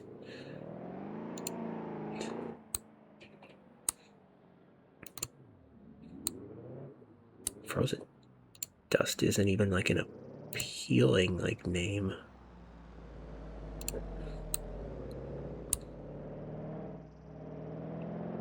Mantis mica. Do some of that.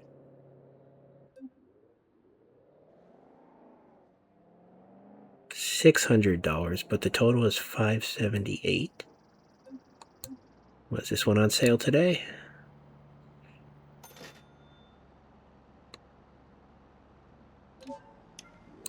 I don't know. So are these 20-inch rims standard on here? On the base trim.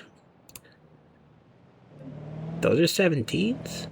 Look bigger. Huh.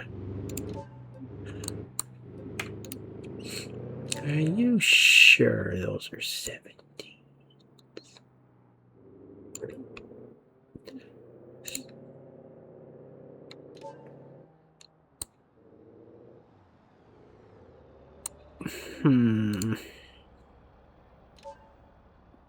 There's no way in hell those are 17s.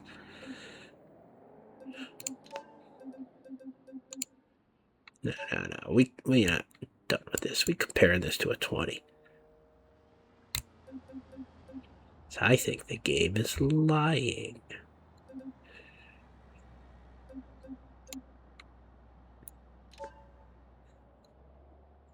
That's an awful lot closer than the 17 inches are. It might be a 19. You know what? I don't really want to change that. Sport springs. When does this have sport parts in it?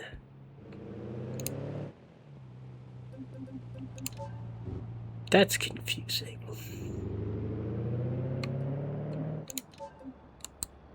I mean, is the Passat a sportier car to begin with? So I never turned off my display thing. Oh well, let's find out. Yeah, it's B9. Large family car. No, it was the CC that was like the sporty one, right?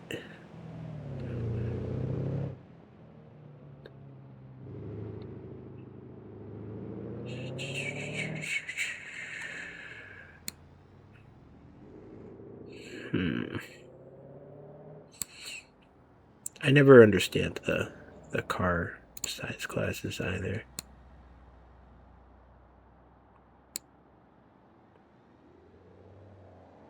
See, D is large midsize.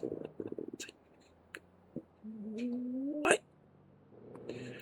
But the Lexus IS is under here? Go, because that's a compact executive, of course. So this is for the large midsize compact cars. Gotcha. Like the 3 Series.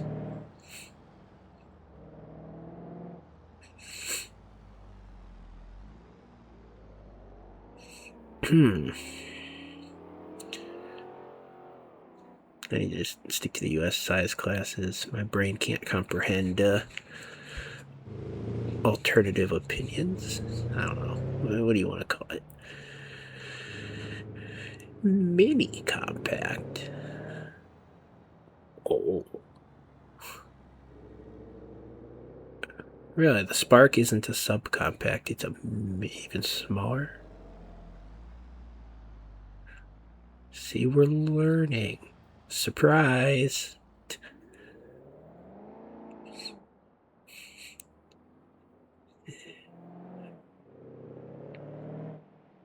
Alright. So like the regular compact, which I'd say these days is about the smallest that's available in the US across brands. I'm sure there's 1 or 2 subcompacts left. So that's like where we start. Like the Corolla. It's no more Focus. The Elantra still exists. The Golf still exists. In the US market, yeah. Subcompact executive. Notice these are. Is the Audi A3 smaller than the BMW 3 Series? Huh.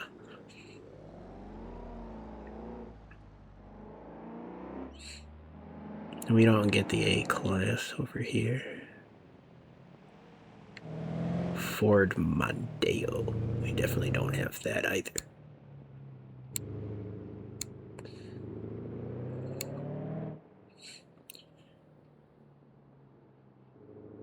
Alright, so the Passat is what I would consider a regular sized car.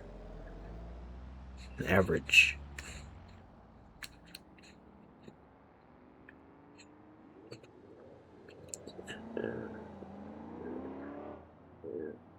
So are the 5 Series? This is what's confusing, is it breaks these down over here. I'm trying to think how I look at it. Like the 3 Series, yes, it's in the standard class. I mean, it's not like I've spent much time walking around BMWs or seeing them, but I always kind of figured the next step up was like not a different size, but just more of an actual luxury. Like the 3 Series is what you buy when you want to get into the brand, but the interior's really not going to be that much nicer than a Camry and so on. Like, I look at everything from the interior first. So that's the way I look at it. Like, you buy the IS 3 Series, so on. If you want the brand of the luxury maker and a couple nicer premium things. And then, like, the 5 Series and so on is like it's the same size vehicle, but now we've upgraded everything across the board, not just, the seats and the engine. Who cares about the engine? Yeah.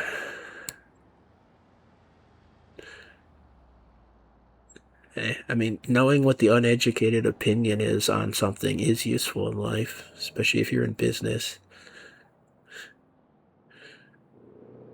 You'll never be able to market a product if you only know what the true enthusiasts believe about it.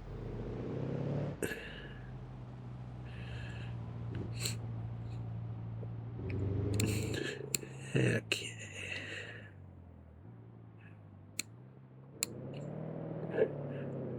And then this is different size class. I don't know what we're trying to learn here. I guess the Passat's, a base model Passat's not supposed to be sporty.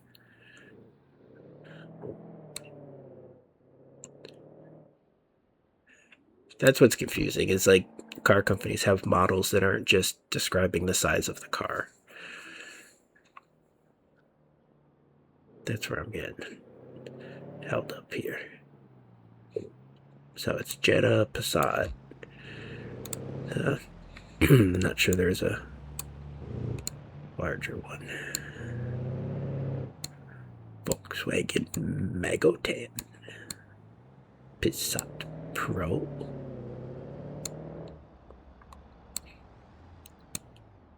What makes it Pro? It's shorter and has a different grille.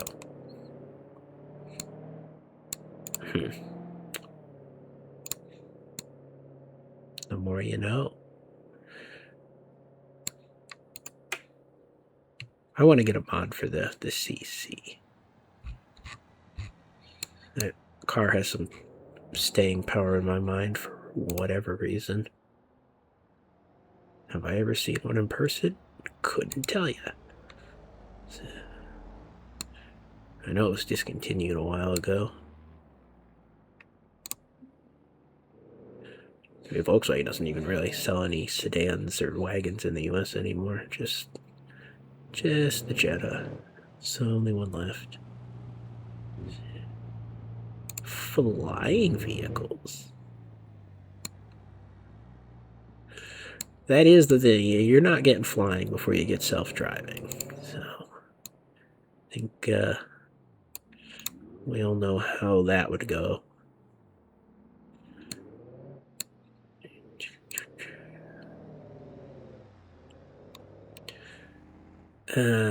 What are we looking for? Past models.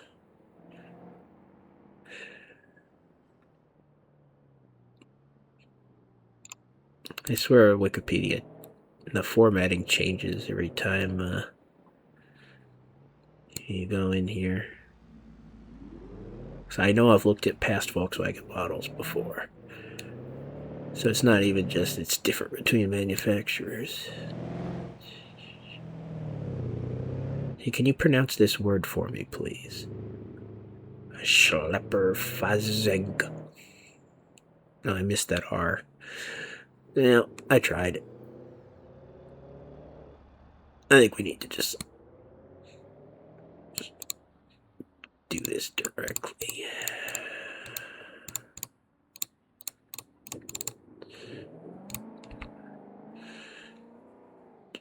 Alright, Passat CC. And then they took the Passat off of it.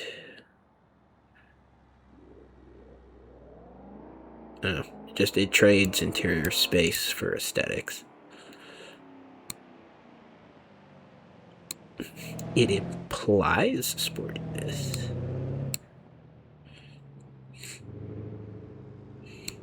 Doesn't mean anything else, however.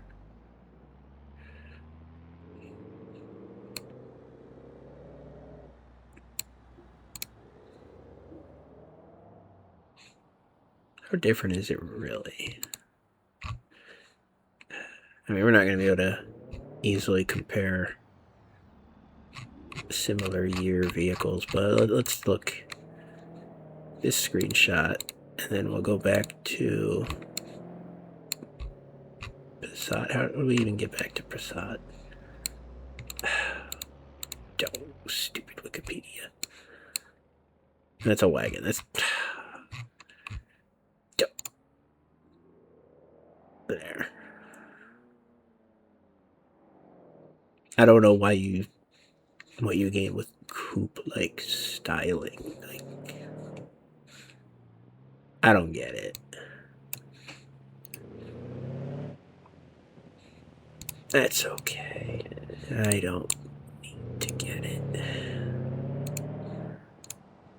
What were we actually doing? Oh yeah, we were trying to figure out why there were sport parts out of this. Yeah. This is probably just an aesthetics mod. It's got all the ETK parts. If I pop the hood, what am I actually going to see under there? Have they done Volkswagen engines? Because the ETK stuff in Beam would go beyond that.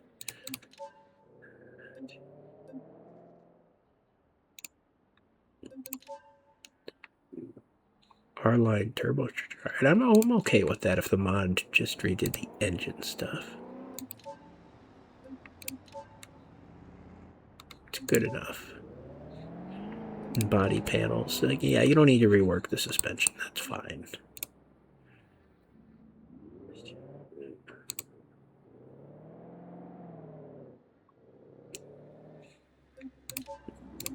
Yeah, I know one thing we were going to do is we were going to do the performance metrics on the other car. Hey, my controller turned off. Have we been not playing the game for that long? Isn't that great? Welcome to my Let's Not Play.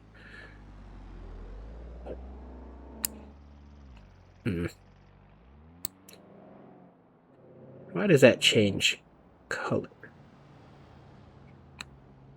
It's just the lighting, but it still sounds weird.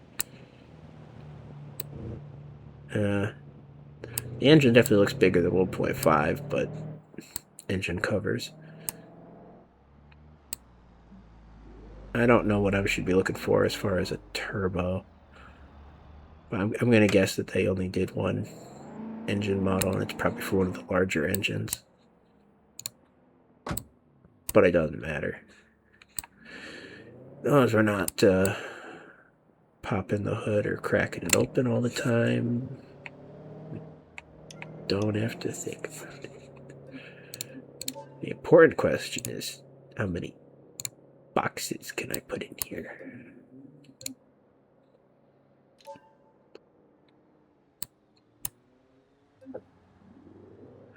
Only too large in there.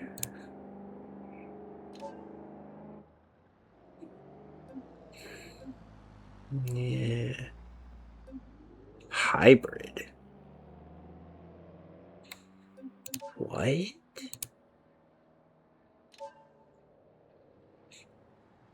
This isn't a hybrid, is it? Don't tell me all this time I gave up on the hybrid and then I lucked into one.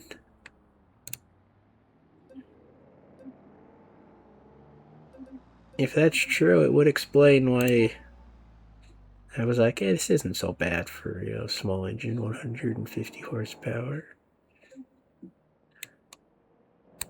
TSI, let me look that up.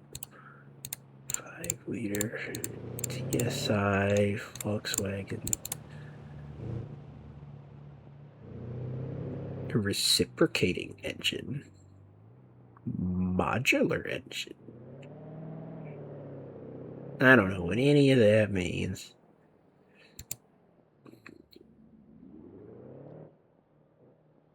It can be a hybrid engine.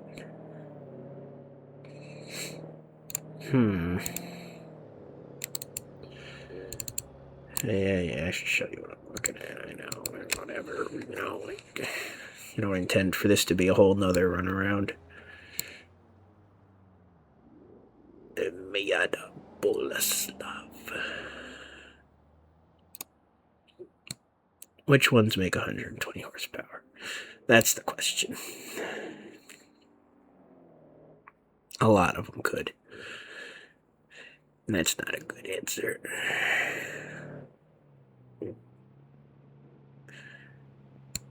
Dope.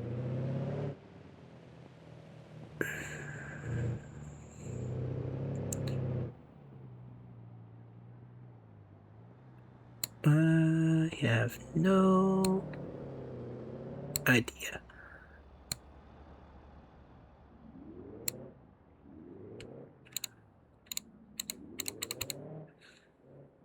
Yeah. Well, Beam is lying one way or another. Either the hybrid badging or the specs here.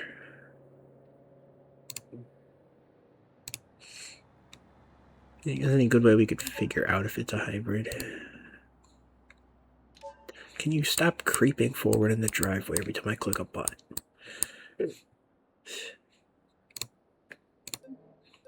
Yeah, let's do performance. This car.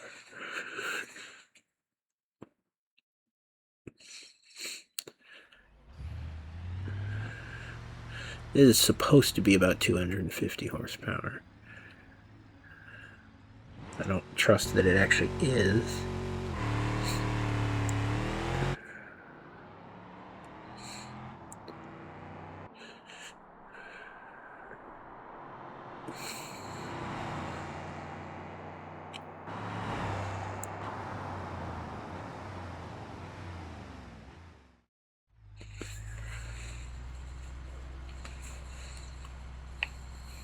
I guess we're stuck here for a moment waiting.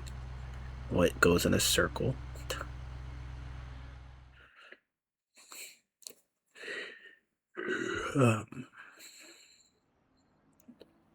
Now they made 250.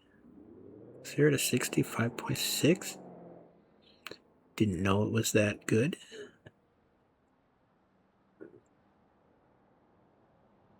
Okay.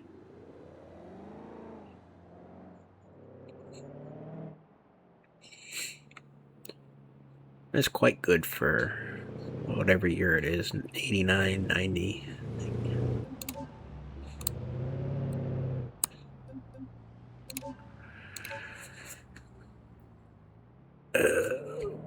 Let's do some taxi missions in the Volkswagen before we call the episode. We're gonna put you away. I don't know what this number means. Is that the performance? It must be.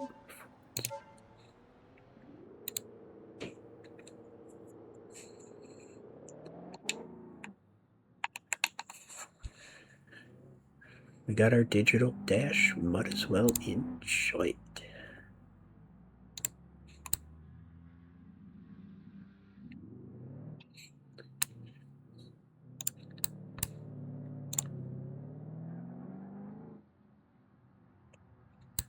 Da, da, da, da. 120 horsepower on the wall. 120 horsepower. Take one down. Pass it around. Try to consider how that could work. Passing around a horsepower.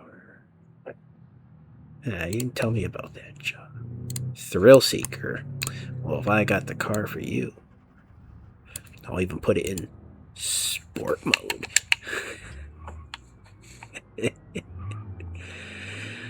We get all 120 of these horses.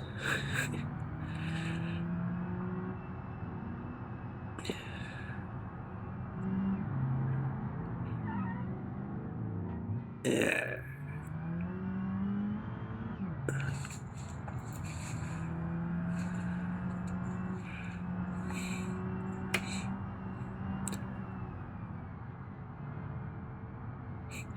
I don't even know what I'm supposed to say about cars as someone who hasn't driven in 6-7 years and has only spent like 25 hours total on the road. Like I drove a truck, I drove an old wagon, I've driven some Infinities, I drove a minivan or two. Not enough time to come up with an opinion other than some of them are kind of bouncy, and that's kind of cool. And then the Infinities are too tight. I don't know. Don't like that. I mean, the 96 Subaru was alright. It felt average. An average that's long since passed and isn't average anymore, I suppose. It understeered. But I mean, you already knew that. But I mean, it was like this. It was like 120 horsepower. It's like, You're not going to run into that terribly often. It's not enough car to get yourself in trouble. I wonder if that thing's still on the road. Maybe we sold it.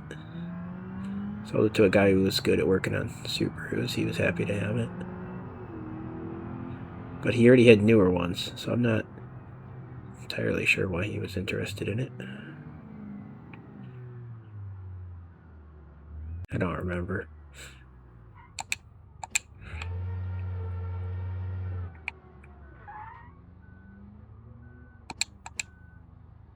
Alright, good. That beeper's not me. I'm like, this thing doesn't need a backup beeper. That's ridiculous. Just established the size class. Oh. That blind spot's a problem.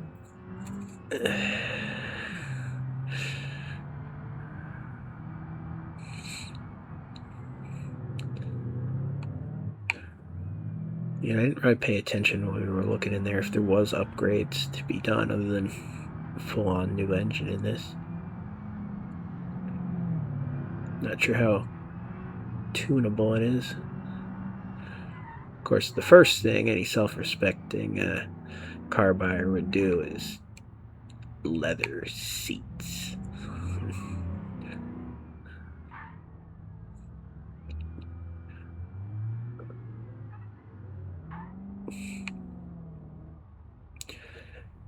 Yeah.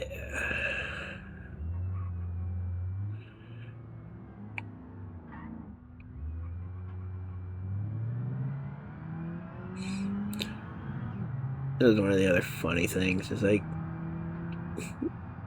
I mean, for a while, I was always like, if I ever get a car, I'm gonna.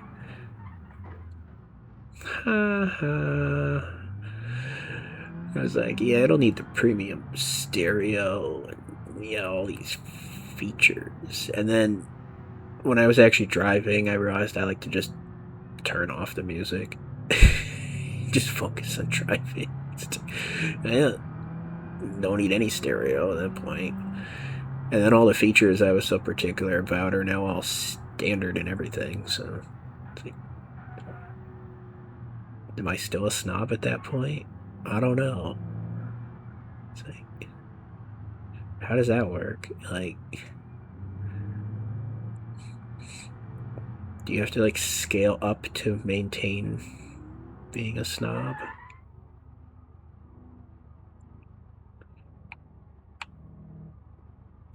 Or is everybody a snob now?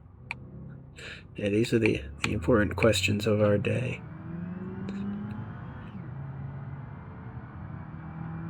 I'm still pretty particular about not having cloth seats, though. So again, we'll see how reality meets expectation. A lot of that, though, is because I actually get like an allergy response to certain cloths and fabrics. That would be bad to buy a car and then learn somewhere down the line I can't tolerate sitting in the seat for more than a couple hours.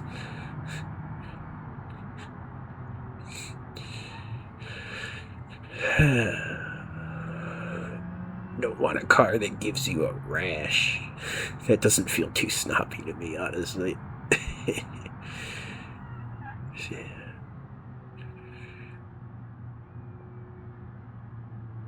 Oh, we're back to our handling circuit. Good call. I feel like this car might be deceptive, that it feels tighter than the other one. But I don't know that it'll actually carry the cornering speed any better. Yeah, that's the thing with body roll. It's like it can be a deceptive indicator to how sporty something might actually be. Yeah, partial truths, as they say.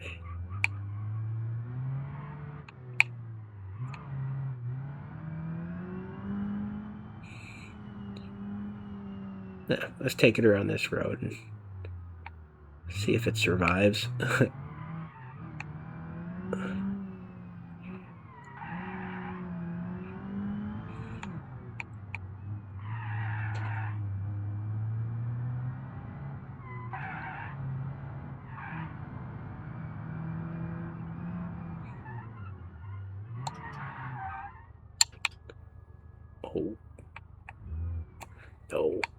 can't steer my car when that's open, but I can hit the gas. That's dangerous. Well, they're going to be waiting a minute. Perhaps longer if I total the car.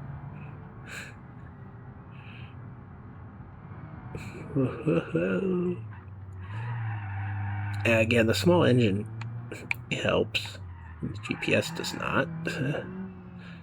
It keeps you from being too dumb with it.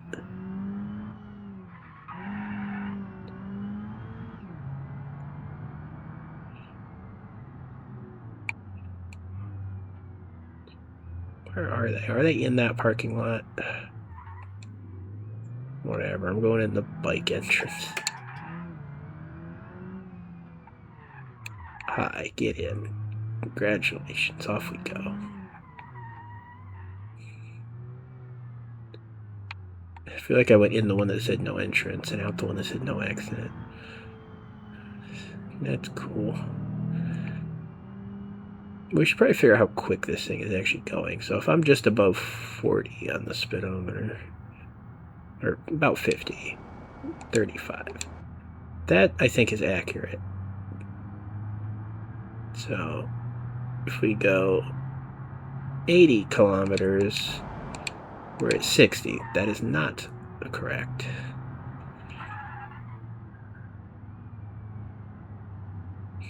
I'm going to double check that I'm not misremembering this. I believe 100 kilometers is 60.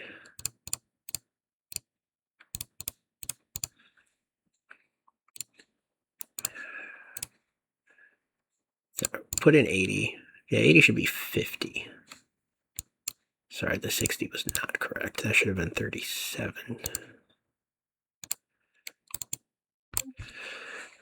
Yeah, the speedometer is garbage in this.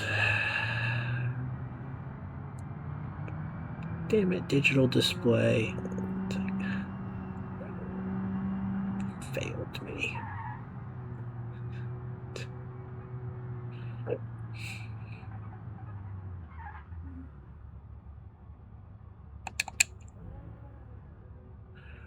Also, my whole talk about horsepower ratings is pretty useless in a world of heavier crossovers where everything starts over for 150, 200. And the vast majority of them are noise, sporty, but yeah, you know how it be. Over here trying to compare sedans in the post-sedan world.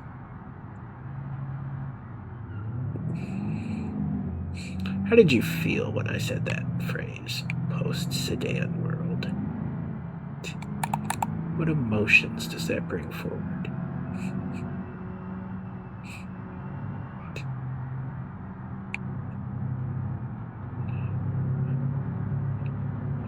You know what? I'm gonna make a whole gag of that. Yeah.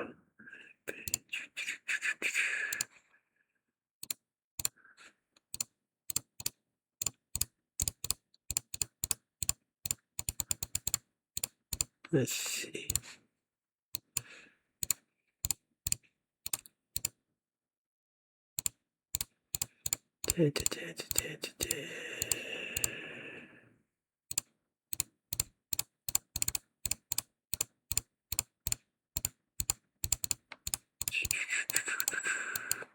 Look how quick I can type on my screen. And of course, I mess up. Don't.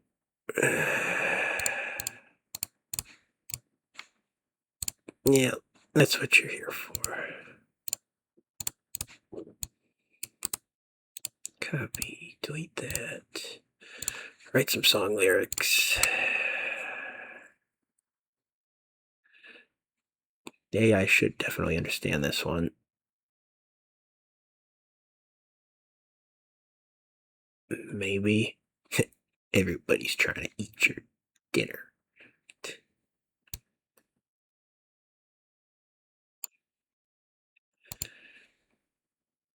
Eh. None of that's car related. Maybe it's not understanding this one.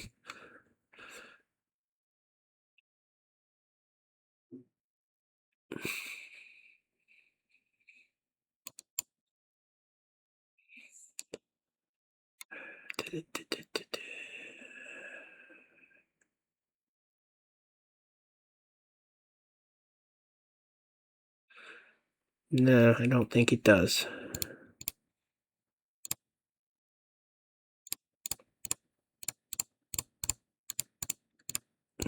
I'll give it some context.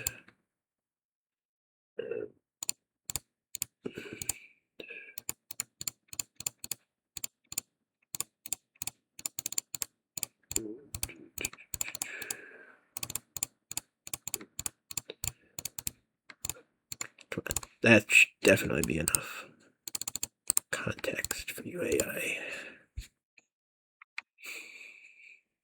Maybe it's just in denial. Come on, it's cheating. You're not even writing songs. Yeah, I know an error occurred. I can tell.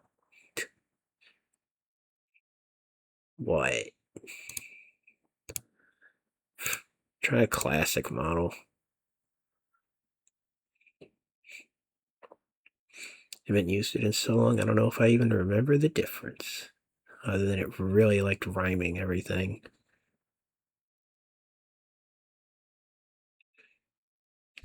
That one understands it. So I don't know why the scroll bar broke on this, but it did. So we have to come up with our own approach. Psychology is hardly a music genre, but here we are.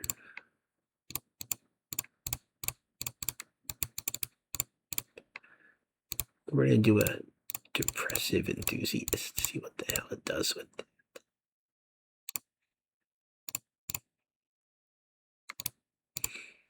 Let's do folk.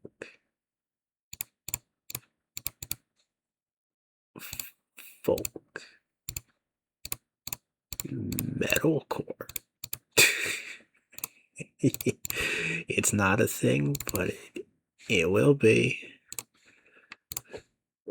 in about 5 seconds. And then we'll be back to our driving.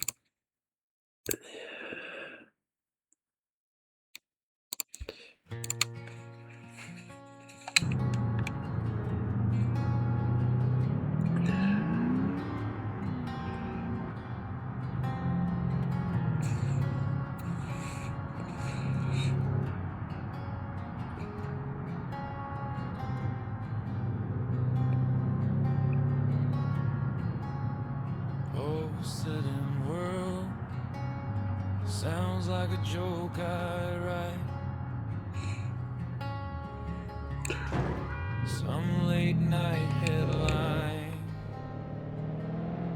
I scroll. Go. Then swipe. Pass it on a flatbed. Goes to the commute. Deal a life full of crossovers, all wearing the same suit.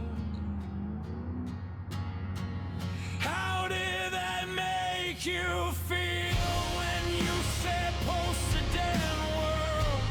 Like the road grew teeth and swallowed the old discontinued dreams just parked in my skull.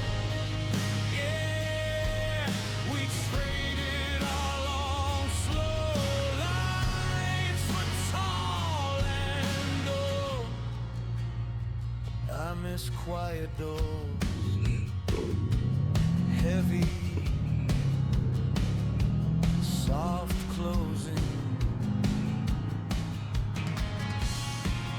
Back seats like living rooms where time stopped moving.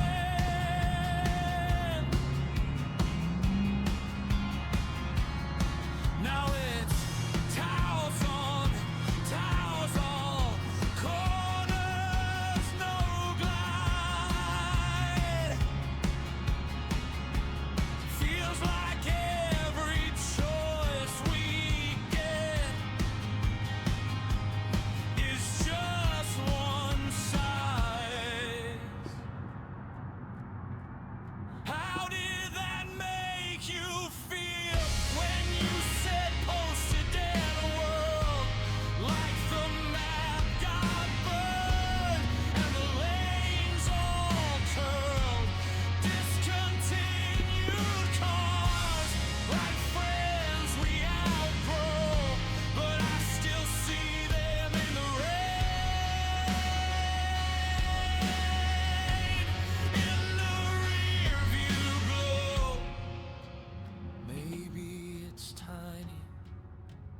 Maybe it's big, losing steel and cloth in the places we live.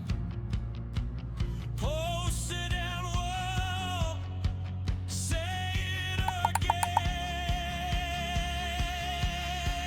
Slow, it's not just the car they cut, it's the way we used to go.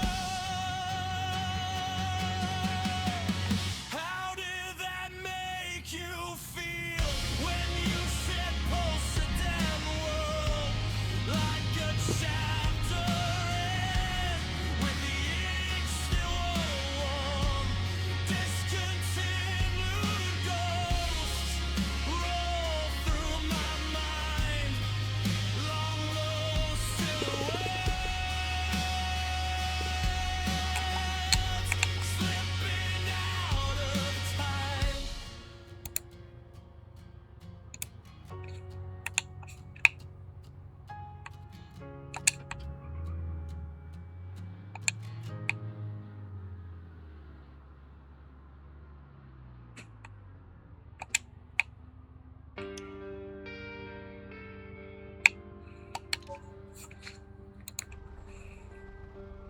Whole seat and world sounds like a joke I write. Some late night headline I scroll, then swipe.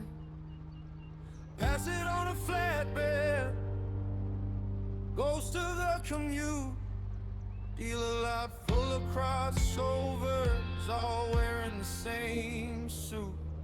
How did that make you feel when you said posted and world? Like the road grew teeth and swallowed the old.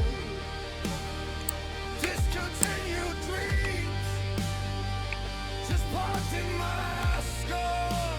Yeah, we traded our long, slow lines for tall and dull. I miss quiet doors, heavy, soft closing. Back seats like living rooms where time stopped moving. Now it's toes on toes, all corners, no glide. Feels like every choice we get is just one size. How did that make you feel when you said posted and world?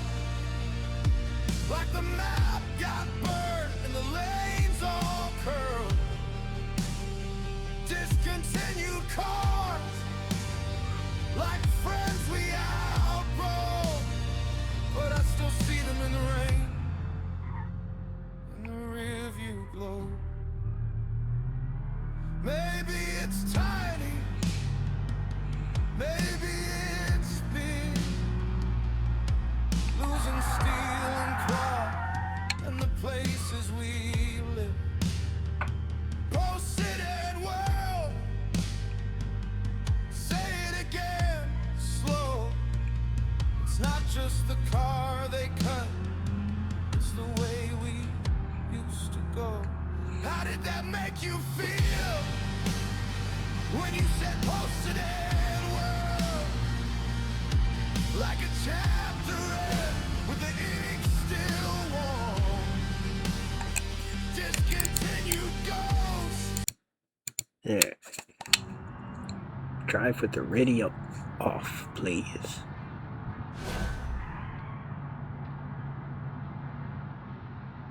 Oh. Maybe I should have been drowning out this scraping noise. It's not that damaged. Come on.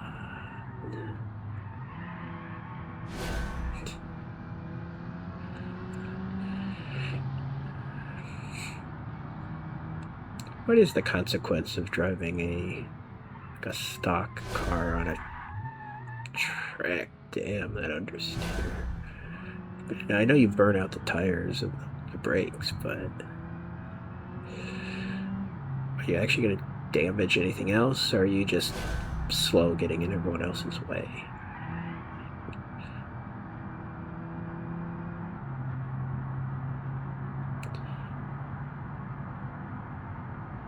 This thing feels like a crossover.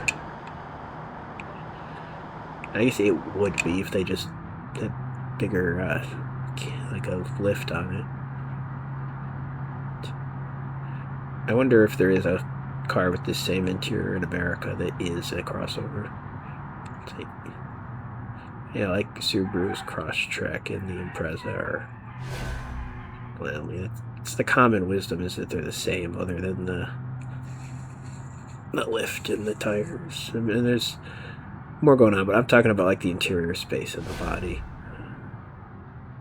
explicitly. This is a very agnostic styling. It fits for either type of vehicle. Agnosthetic.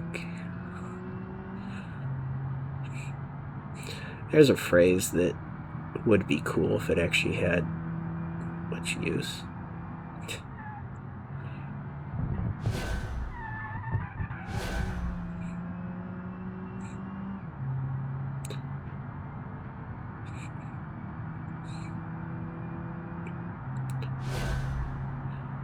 I mean, they are paying us for going around the track. And you're practically guaranteed to get a better time on the second lap because you're not starting from a stop, so might as well go again.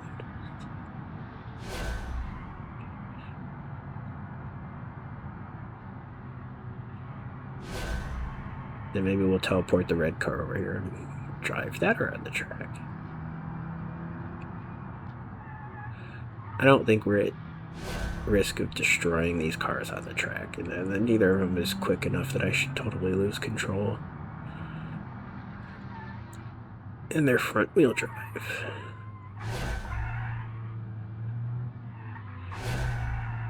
It really doesn't like those turns. What did I take him at? Like 35, 40? That's a bit much.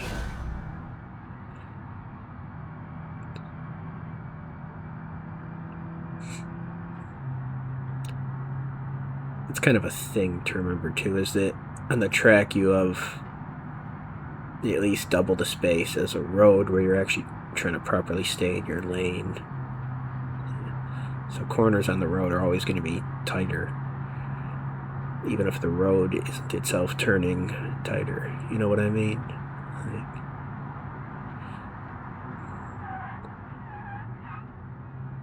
Maybe that's a niche thing to say. And it's intuitive enough that no one's gonna say it.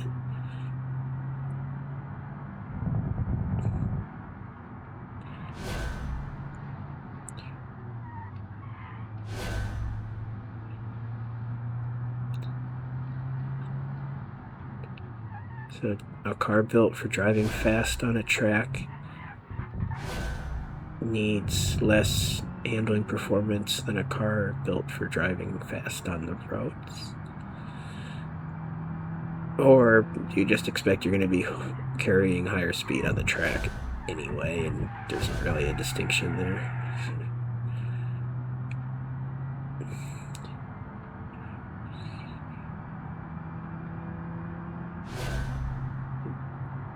Let's do a third lap with this. 2:30 is pretty mediocre time. Let's see how quick this thing's actually going with a proper speedometer. Driving in third person is probably going to affect my time, but that's okay.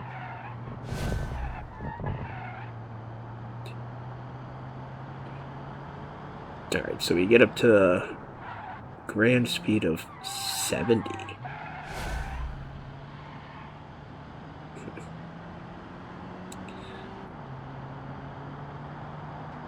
Yeah. So we got it down to about 30, and then it's pretty easily taking these turns. So we were going faster before. Good to know. Can do 60 to 65 flat out around the gradual turns. Oh, on the straightaway, we gonna pass 100 miles per hour? We might. Oh, yeah.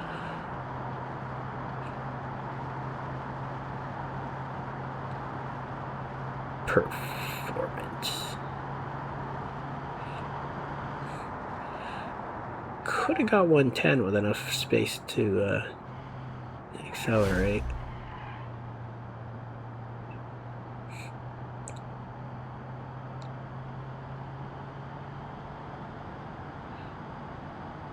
That's that 1.5 liter engine putting down work. There's no hybrid on this thing, though. That's for sure. I don't know if that's a broken mod thing or if the badge is just lying. Because it is a base model, so I mean, you shouldn't expect a hybrid.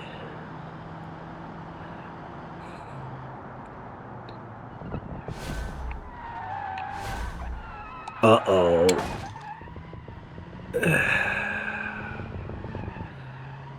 You know, I thought I was safe driving this.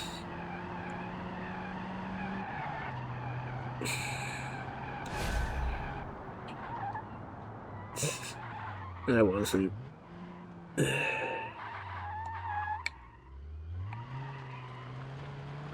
Not at all.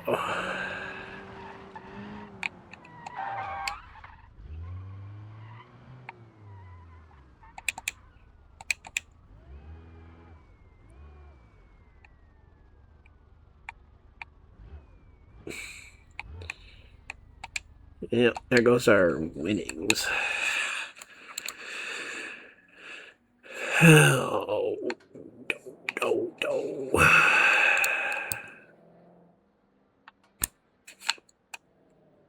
Come on, we can make it seal. Just click closed. Click close. Okay. Won't be trying that anymore.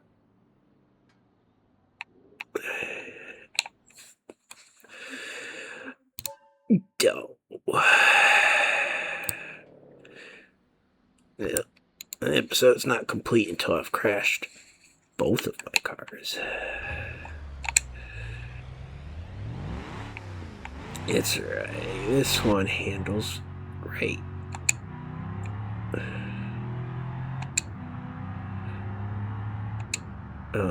There seems to be a low gas warning light. Maybe I shouldn't drive it on the track without dealing with that. The gas station's all the way over there.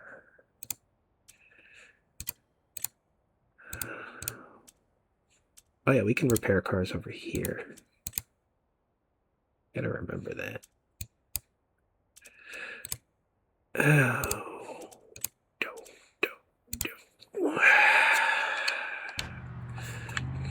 You think we can get away with one lap? Bet we could get away with it. It's fine.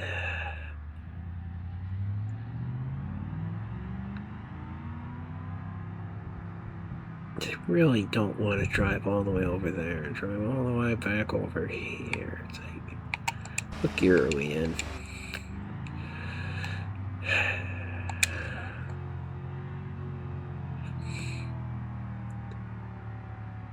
Such a dumb idea, but driving at a low tank is how the professionals do it. Weight reduction.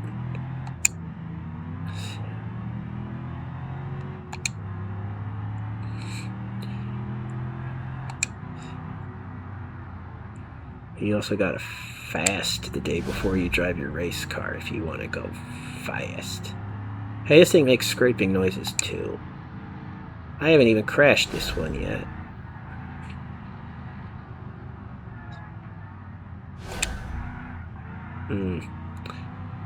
Doesn't love cornering.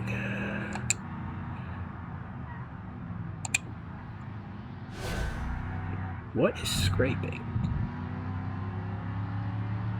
Ooh, accident forgiveness.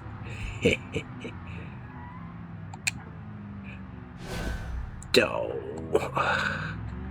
How quick did we go into that corner?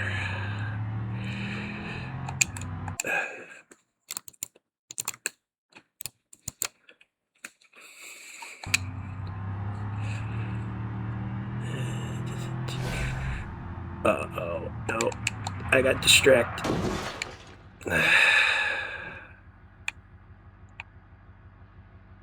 It's because I had to pause the game.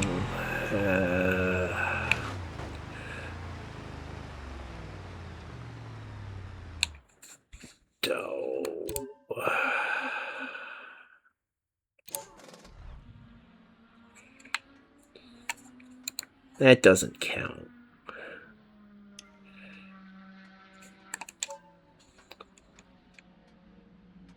Where's the repair button?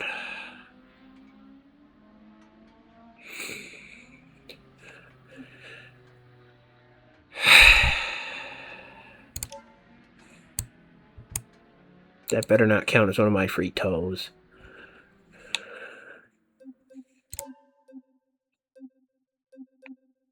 That's dumb. Don't you drive out of this driveway.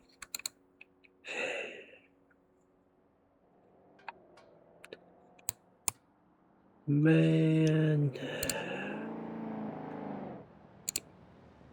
Don't you say nothing. Putting gas in it wouldn't have changed anything.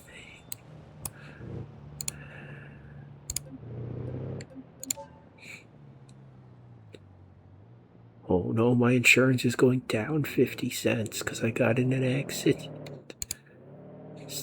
How did I do $16,000 worth of damage? That is bullshit. I was gonna finish the episode. And here we are. Not finishing the episode.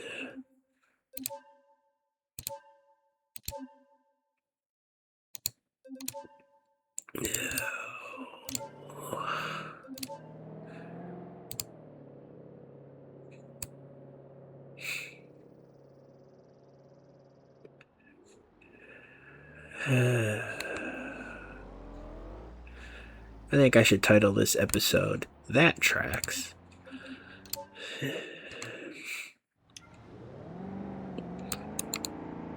What?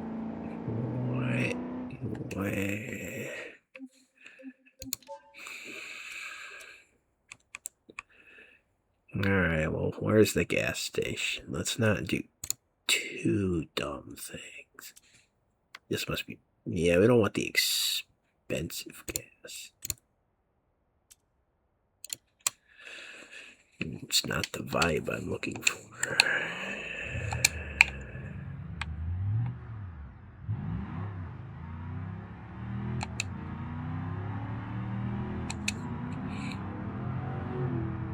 It's fine. Probably would have run out of gas on the track anyway.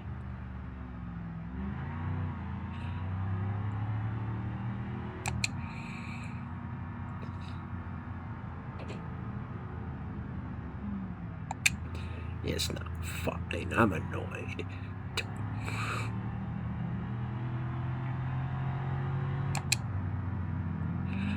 Want to know what time I would have got on that lap?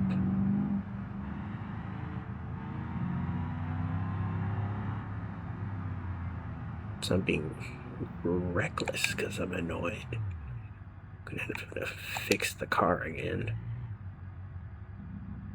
Come on, I know I can't squeeze through that, but it's like, really? You want it? Oh yeah, I can.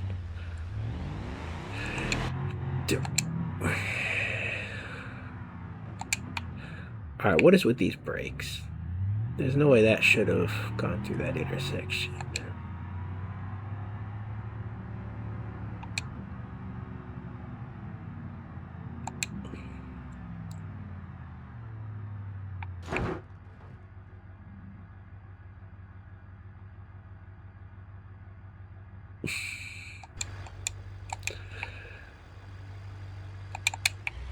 Oh,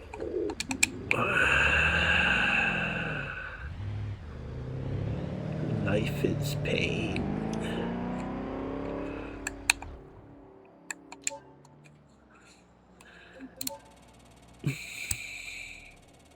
$29 a gallon. How long has the war been going on in this universe?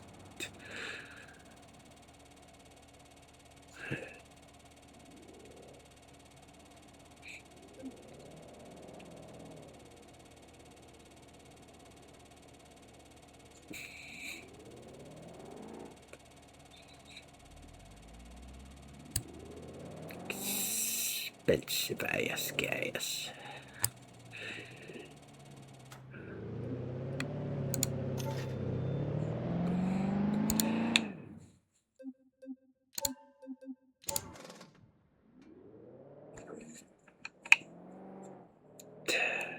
I don't think the handling's damaged, but I'm not taking it around the track in that condition.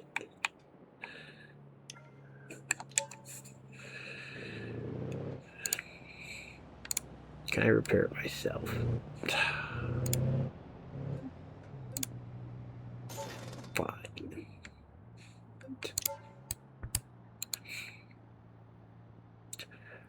Should I just have him tow me to the track? I don't got a chance to do it again.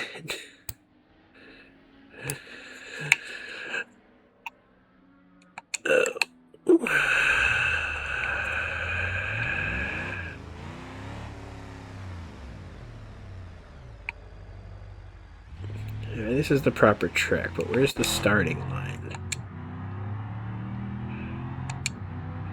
Well, at least the traffic isn't on the track. They fixed that.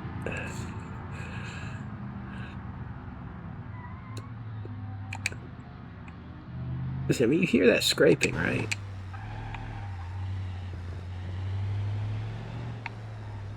I'm not bottoming this thing out, am I?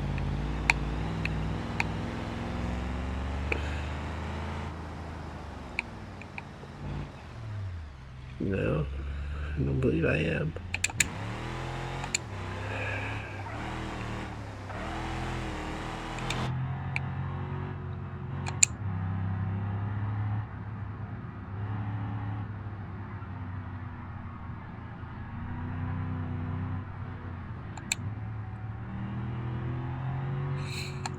Probably shouldn't have given me a V8. I haven't even learned how to drive a V6. Nah. I learned to drive on a V8 truck, so I mean, that's the same thing, right?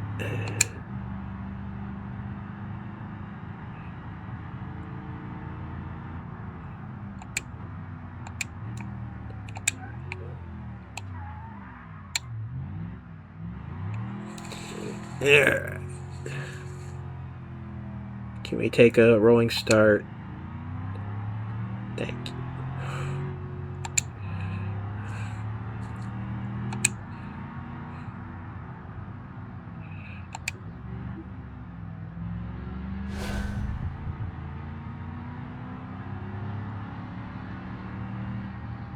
Is that scraping again? I don't know what's worse, finding out what it is or not finding out what it is. I'm sure that's car people can relate to. It's like, I'd rather hear the noise and never have to figure out what it is. 'Cause figuring it out is usually going to be the hard way. So this car needs to come down to 30 to go around that corner.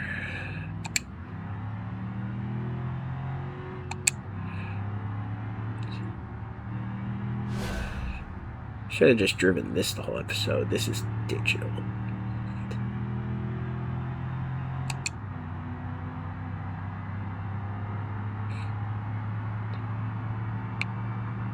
Digitale.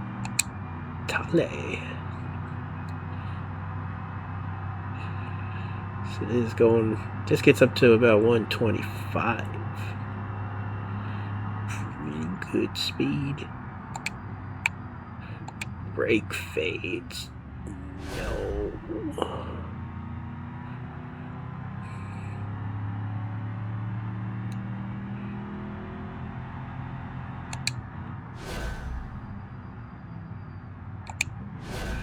That's gonna get me.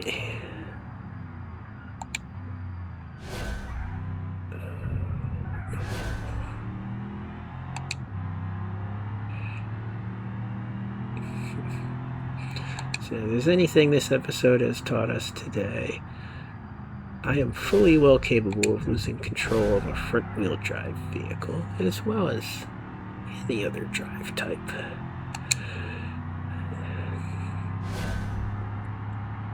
We got 220, only 10 seconds faster than the Passat. And that ain't changing this time around. So, back to the start again.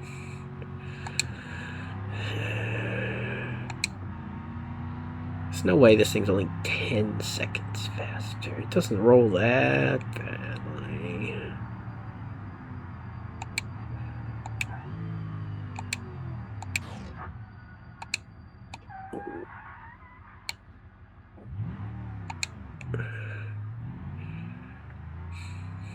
There's no way the handling's that bad. This thing's going to be similar weight. It's a sport model. It's got like a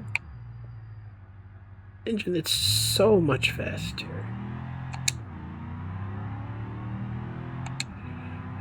Hey, where's the checkpoint?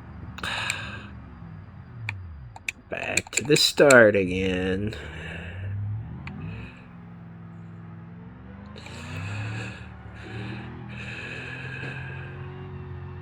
I mean, everyone does say this was a bad era for American cars, but how bad could it have been?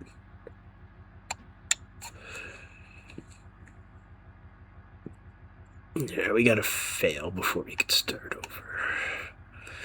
Life lesson. Finish failing so you can get on to trying again. Can't interrupt the failure. Don't listen to that. That sounds like real bad advice. Is there such a thing as interrupting failure? Because I mean, stopping doing something is a failure. Back to the philosophy again. You know, if a winning move is the best move you can make, what if the winning move is getting the failure over with so you can get on to something else? So the winning move is the losing move. And the losing move is to keep trying to win in the wrong game. What? Man, I'd do well on TikTok. You get the clip of me saying something that sounds really smart and then end it before I go, hey, wait a minute, that's bullshit.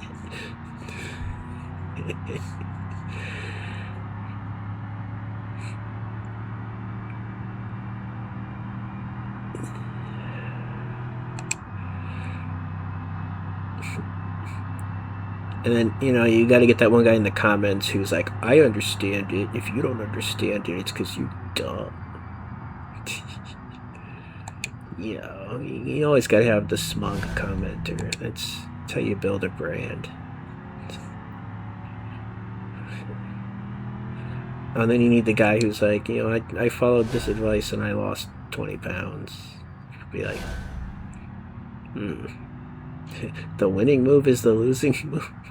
I lost 20 pounds. Jokes write themselves.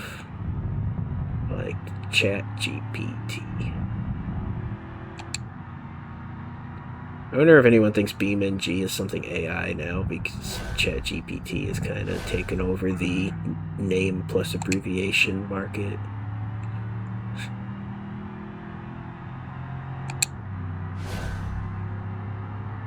$220 again? No, $218. I did a little better. Brakes are gone. Yeah, this car gets one lap, and then it's done. Alright. What the hell gear am I even in?